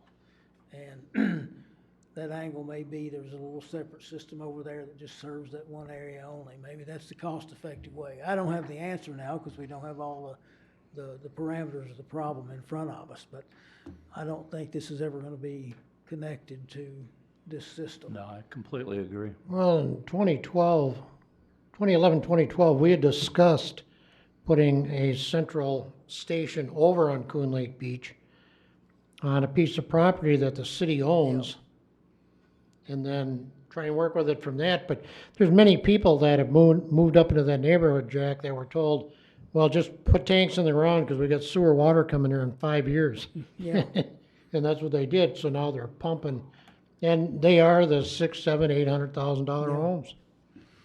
Well, and you know, that, this proposal is really not related to Coon Lake Beach because Right, I right. don't think this is a solution to serve it, to run a bigger line down there at this time. What I'm looking for is to see if city council, if Mr. Osborne wants to do this. Well, this box here is showing 181st. At the bottom. Yeah, there, this is yeah. the At the bottom. bottom of the box. Yeah, there's 53 acres in here that could be developed, probably residentially. But now you were talking about running it down Briarwood, so that means, No, well, what I'm talking about, it would terminate, if you run it down Briarwood, that would be the future connection to serve Coon Lake. It would end at It the would- T of Sand Hill and Briarwood. It would Is that end what right you're here. saying? Yeah, Yep. So those two properties would be able to be served by it. so the benefits to this are mostly for Mr. Osborne on the commercial development. There's two ways that could be done. It could be done with a lift station and a force main back up to this point, or it could be done with a gravity sewer. In looking at the cost a little bit further and getting some more estimates, a gravity sewer seems to be the way to do it. The question is, if this were done just to service this area, it would require a bigger line if you want to account for possible future development of this over here. And if you're doing that, then the city would probably have to pay for the oversizing and any depth. but the city could recover their costs through trunk charges and future assessments to this property if and when it was ever developed. So my question on this is that if we do this, or if Mr. Osborne wants to go through with this, it would probably cost him a minimum of $200,000 at least to put his own well and septic system in to serve the commercial side, maybe even more at this time. And he would be probably expected to pay that up front. The other question is, would the city put this in and assess him for it for the remainder of the cost, and would the city want to upsize the line to service perhaps another parcel at some time in the future? And you figured just the yellow line would be 650,000? Yeah, that'd be 650,000 for like a 10-inch water and a 12-inch sewer. Yeah, okay. And that should be adequate to serve this commercial area and this 53 acre parcel over here. And it's estimated that probably under the current zoning, not a PUD, but under the current zoning, there could be maybe 120 homes in here. Mr. Osborne, that would be 120 SAC units. Mr. Osborne is looking probably up to 40 or 50 SAC units, so. Could that proposed developable area also be commercial? I doubt that this would be, mainly because of its location. There's a good possibility that this area right in here on Mr. Osborne's property could be commercial. The car lot's here, and if someone were to acquire that, clean it up, when you drive by 65, it would look like it's all frontage on Highway 65. Mm-hmm. But I think a portion of this, Mr. Osborne has hired a engineer to do some type of a concept plan for this property, but he was hoping to do the commercial segment first. He doesn't have any dates on anything, nor have we seen any proposals from him, but he owns about 100 acres in here that goes north and ties in and abuts next to the golf course. I'm not a big fan of build it and they will come. I've seen that over the last 10 years or more. Oh no, if we build it, they'll come. If we build it, they'll come. Well, where the heck are they? Change it to we build it, they might come. Yeah, it's kind of a conundrum, Bob. You know, you don't want to get caught in something that never pays off. The other side of that, though, is if something isn't there, then nobody's coming. The only thing that makes this one interesting is it's a short extension, and there's ways to recover the cost. All right, now we're still essentially talking hypothetical.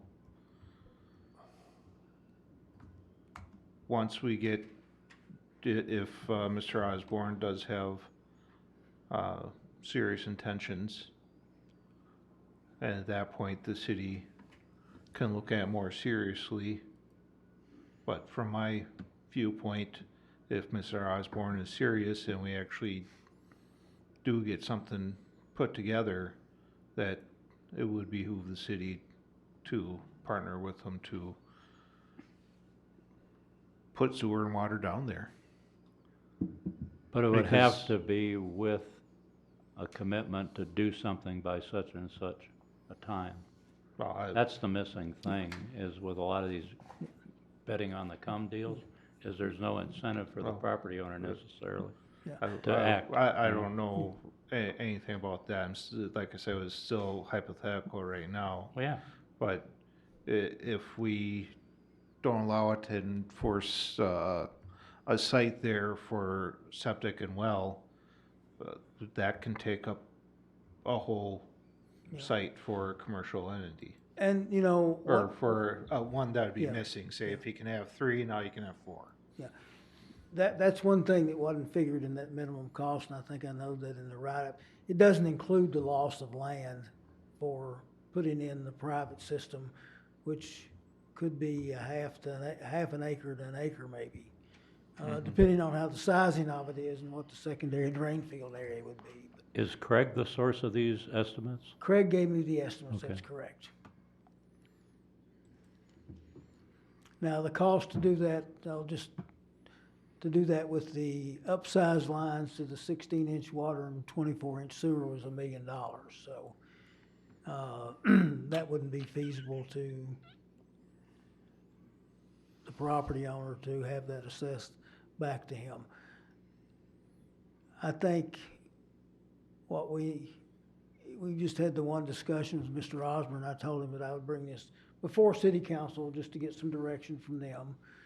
But if there is some direction to consider this, then I think part of what we would be looking for him is his plan to market this. And I don't know that we can actually get a commitment because he doesn't know how quick it's gonna sell.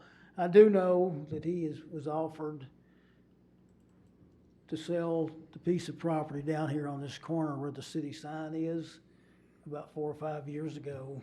That was Dollar General's preferred site for East Bethel, but he turned them down. Is that the one that wound up on the other side of 65? It probably was, that happened maybe a couple years after that, but they were interested in this one at one time. But I think what he was looking for was something more in the personal services stuff, food, restaurant type businesses that would go on this side would be more appealing to him because it's more accessible. What are Elevage's intentions? Well, Elevage is doing their clearing and grubbing now, and they will probably start their grading within 2 to 3 weeks, I guess. Was there any timetable set up by them as to Yeah, when they may develop, or? They have a schedule. They initially wanted to be in the ground by fall to do their first phase, which would be 55 units, and the clubhouse and the pool, and then when they finish that, to start on their second phase.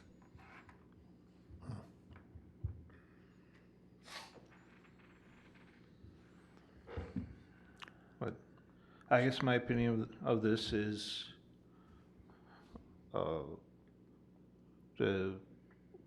that I would be open to talks with Mr. Osborne. See what can be brought forward and what can be planned. It's nothing set in stone right now, but I think it would be healthy for the city to talk with them. You know, that certainly doesn't commit us to anything. No. And to see exactly what his next step is and what he's willing to do on this also. You guys have any thoughts? You guys, I mean, Tim and Jim? Well, no, I think we should talk to any Yeah, future yeah. development. I mean, anybody who wants to come, who wants to purchase land or anything like that, or be a part of the city, we should talk to. Yeah. And whatever we do from staff end, we're always gonna show you that there's a way to recover our cost that's reasonable and has a chance to succeed.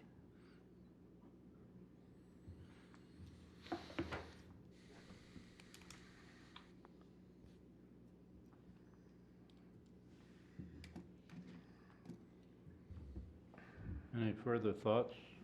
Brian, Bob? Cat's got your tongue, huh? You know, we'll just let her go for a bit. We'll see if we could sell that ice arena, we could. You're gonna have a new public works building, There you go, yeah, a place to put all that expensive equipment we got. yeah. Hey, Jack, we've been talking a lot about sewer systems and stuff all over the place tonight. I have a question. Why is water that's hooked up to East Bethel sewer and water system cost so different in the different areas? Because it was built under two different things, the Whispering Aspen's water rate is much higher than the water rate down here, mainly because we had initially more customers. There were some other associated costs with that, a lower customer base. But what we're trying to do is equalize those rates. We're getting closer. It's a slow movement, we could actually, we've even talked internally maybe about just say, okay, it'd be a lot easier for us just to say it's the same rate. But in order to pay off certain things, we're raising some rates down here and trying to keep those costs up there lower. It's something that we're constantly trying to get proposals on and seeing how to do, but it's one thing that we have started narrowing the gap. There were certain fees that were associated with that up there that were no longer needed. We did away with them. One of them was a radium remediation fee that was added on the water bill. The rate increases up there have been negligible, while these down here have increased by about 3% a year. So there is efforts to narrow that gap. It's just not moving maybe at a pace some people would like to see. Well, I'd like to see the narrowing of the gap with the higher ones coming down to the lower ones, not the lower Yeah. ones inching their way Yeah. up towards the higher Yeah. ones. Well, the 3% is what it's, essentially covering our cost to provide the services. Okay. So, no, I understand what you're saying, and I agree with that 100%. Okay. I guess I just would reiterate what I think what Brian was saying and what Tim just said, that we should always sit down and talk to people about their plans. And I'm as reticent as anybody else on the bet on the come thing, especially this time in the Yeah. economy when I know commercial properties are having a tough time of it right now, so it could be a while until, so I'm not interested in pouring out a bunch of money, hoping eventually Yeah. someday, that we unfortunately, we have Yeah. a very real and continuing example of that not working out, so, I'm in the same boat with everybody else, I guess. Well, and I agree totally with that too, but I think the important thing you're emphasizing too is we have, although Mr. Osborne doesn't live here, he's lived around here and done business in the city, and his father did a lot of stuff, but we have somebody that's essentially local that's interested in doing this. And the least we can do to him is just sit down and talk and say, Sure. okay, here's what we might be able to do, here's what we might Absolutely. not be able to do. Yeah, I think that's just minimum requirement. All right, we'll continue to meet with Mr. Osborne and see what we can come up and give you a report on that. Thank you. So I guess we'll move on to item number 5, staff report on the evolution of an ice arena. This is what everybody's been waiting for. Oh, that's so. it, yeah. Everybody's glued to their computer at home. I have a short version here, which I'm gonna present. Oh, no, But we there's want the but long but there's a longer version if anybody's interested. This is kind of a summary history of the East Bethel Ice Arena. In 1988, there was a group of volunteers from Oak Grove, St. Francis, and East Bethel that formed the North Anoka County Arena Committee to investigate the possibilities of funding for an ice arena to serve that area. In 1989, there was 5 acres of land that was donated to this committee, which is the site where the ice arena sits on. And this made the selection of East Bethel the site for the arena between those 3 cities. In 1990 to 1991, they determined that project funding was to come from in-kind volunteer labor and services, fundraisers. They were looking at a potential grant from the county, and it was proposed that the city issue bonds to finance the construction that wasn't covered by these other income sources. During this period, Anoka County approved a grant of $225,000 for the project. There was an interesting stipulation in that grant is if the 3 cities, if they all agreed to it, they would never come to the county and ask for another grant for an ice arena anywhere in this area. With that, the city agreed to issue $640,000 in bonds, with the bonds to be paid from revenues from the arena. In order to issue the bonds and receive the grant, the committee had to dedicate this site to the city, so they would be the eligible applicant. To repay the bonds, the city leased the proposed facility to the committee, and the lease payments were to amortize the bonds. Construction of the project occurred during this period from 1992 to 1993, along with continued numerous fundraising activities. The East Bethel Lions actually donated $20,000 to the project, and as was related to me, there were jars with lids and slits on them saying donate to the East Bethel Ice Arena Fund, and they were working very hard to solicit extra monies. I do not know exactly how much they raised, but it was a fairly significant amount. The facility was started construction in 1993 and was opened February the 12th, 1994. And it was operated and managed by this North Anoka County Arena Committee. In the period from 1994 to 1997, though, there were claims of unpaid bills from contractors due to construction issues that surfaced after the opening of the building. This led to the threat of liens and lawsuits that could be filed on the building. Also during this time, there appears to have been some issues of cash flow and revenue projections that were not met. Imagine that. Imagine that. This appears to have been a problem that may have been initially minor, but became more of a problem toward the end of this period. In 1998, the issues that surfaced in 1996 and 1997 led to lease payments to the city that were unpaid, and the city eventually terminated the lease with the North Anoka Arena Committee and took over the facility. So at that time, that's when we actually acquired it. When they did that, the North Anoka County Arena Committee turned over all their assets to the city, including what cash that they Quit had. claim deeds, huh? Yes. A city arena manager was hired, and the city ran the arena with part-time help and assistance from Public Works program as needed. Between 1998 to 2006, the city operated and managed the arena during this period solely and exclusively. From 2006 to 2008, the city contracted the management of the operations of the arena to the Super Rink.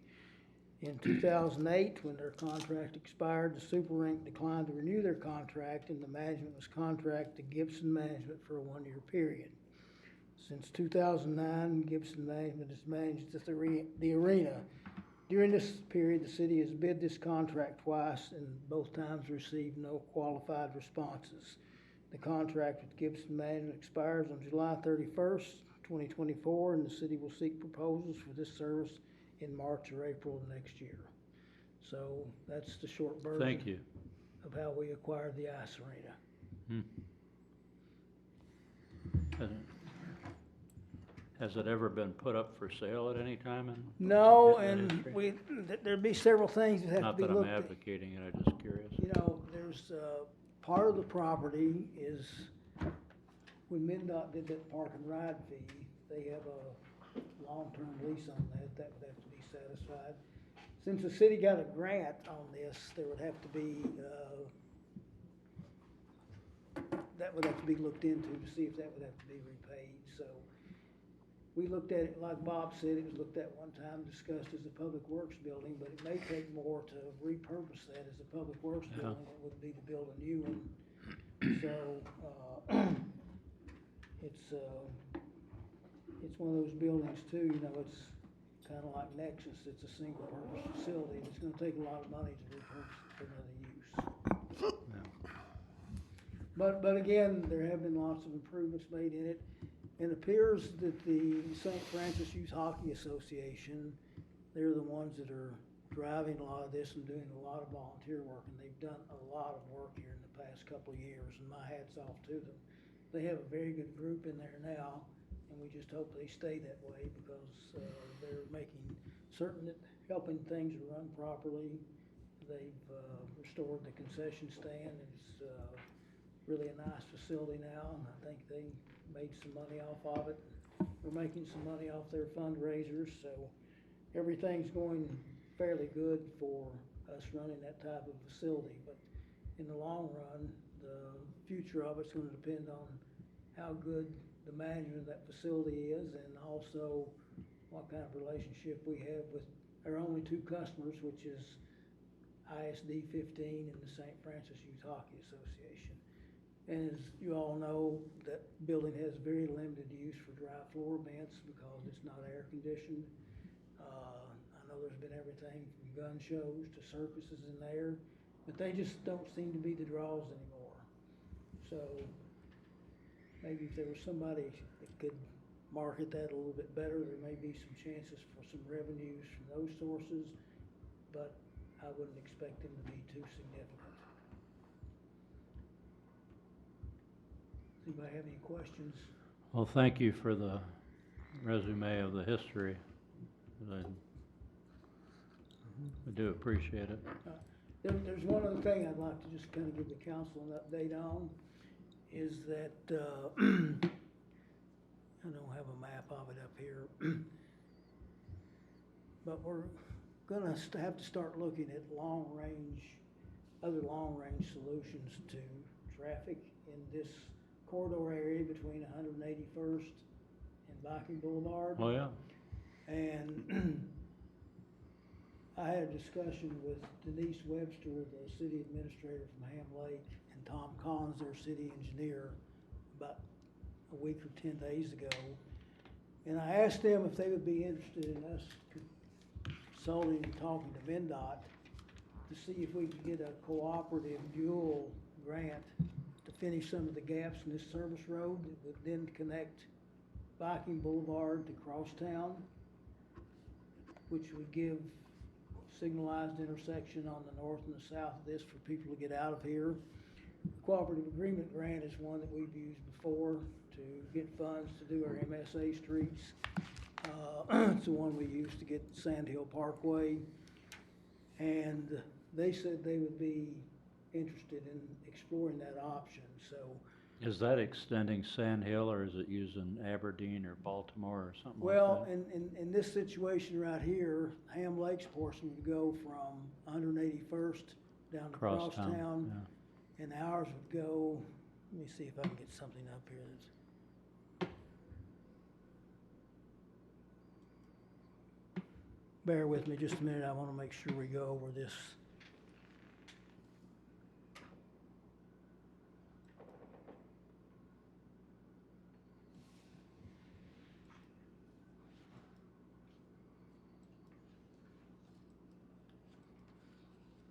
Should have, hey, Siri, what's this? Put this map up. Or no, Alexis. What is it, Alexis? Alexa? Siri is Apple, I think. Oh, And, Yeah, Lex, Lexus Well, is, Let me go to another one Android here. or I something. mean, they're listening to us anyways. Alexa, that's what it is. That's the, in-home. Ones that talk to you before Amazon, you even say anything. Amazon in-home Yeah. speaker thing, yeah.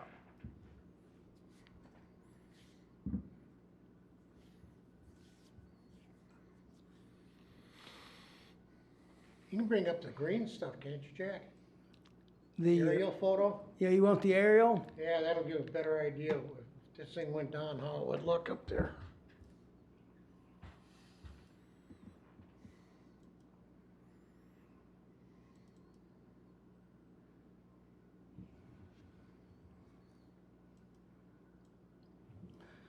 So anyway, this is 187th Lane, this is where the Holiday is, this is where Quick Trip is.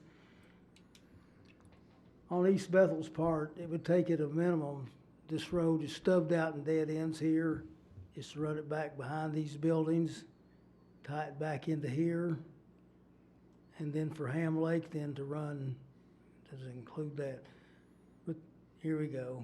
To run the road from where 181st ends at the city limits line down to this point at Crosstown. Their service road comes back here, and that would tie into a traffic light here and enable this to tie into a traffic light here. We've had some discussions with MnDOT in the past about a traffic signal at 187th lane, and while they didn't come out and say they wouldn't do it, the last thing they want to do is put a traffic light there. They There's would too rather many s- lights now. Yeah, then you'd have, it'd be Yeah, from 22, Viking Boulevard Yeah. to 187. Crosstown, you'd have 1, 2, 3, 4 traffic lights in just a Right. little over 2 miles. So we think there may be some inclination that MnDOT may be interested in this. The cost for doing it would probably be more than we both could get together for one of these grants. But since it's related to an area that's gonna grow, have more traffic, and is related to the functionality of this reduced conflict intersection up here, they may be interested in pursuing this. So what I'm asking council is if they want me to pursue this with MnDOT and bring back additional information. I'd say yes, absolutely. Yeah, I agree. Yes.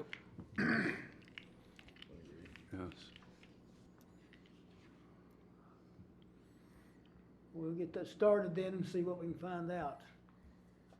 If that far, there's a $500,000 grant out there for us, and maybe there's more money somewhere. Yeah. Well, you know, that's the way it was with that Sand Hill Parkway. Originally, it was gonna be done in 2 phases, or maybe 3, because we didn't have the funds, so we kept talking to MnDOT and explaining to them how this would improve their RCI, and instead of getting the normal 750, we got 3.25 million, so that would be the goal here, is to say, this is an extension, it's gonna help you solve some traffic problems of Relief Road. And this investment may solve you having to do some faster improvements on 65. There have to be consultants who focus specifically on grant writing for municipalities. There Yeah. have to be. I mean, you don't need a full-time person No. doing it or something, but just consultant. And- And I used them many years ago to get a grant from the Department of Agriculture on something I was working on, working as with a business. And they did their deal, lobbying, whatever you wanna call it, for 10% Yeah. of what the award was. And this may be something to consider, but I was thinking now, since, you know, we've got a real good relationship with MnDOT, then let's at least explore to see what take their temperature and see what their possibility of being interested in this are, and we can go from there as to how to secure the funding. Yeah. And like we talked about, you always wanna be open to residents or property owners who wanna have development ideas Yeah. and hear them out. We also want to be really conscious about improving our relations with every community around us, including Ham Lake, in particular. So anything we can do that supports that is good too. One more thing about Ham Lake, and I'll be quiet. You don't have to be. We did have a meeting, last, was it Tuesday, Brian, or Wednesday. with Ham Lake, Columbus, and Linwood regarding this Sunrise River WMO. And Ham Lake may be interested in still continuing with the organization. If you go back to the original deal, right? Well, that may or may not be true. I think they're beginning to realize if Starting to soften up on that? If the dissolution takes place, what the county's gonna do is come in and take it over for them. They're gonna run it, they're gonna levy them for the same thing. Yep. And they'll probably be worse off maybe than they were. Yep. But I think they are a little more interested in doing that now. They have until September the 19th to make a decision. We'll have a little item on the council meeting on Monday night, but WMO is going to require another couple $1,000s in legal fees to make this happen. So that was kind of the result and an update of that meeting, and I thought it went pretty well. Yeah, That's all but elected officials from Ham Lake actually showed up. Well, that's So a start. that was very helpful, because apparently there's some miscommunication between their representatives and their elected officials. So, That happens now and then. yep. Well, good, That's all I have. good. That'll make a motion to adjourn. Second? Motion made and seconded. All in favor, say aye. Aye. Opposed, none heard.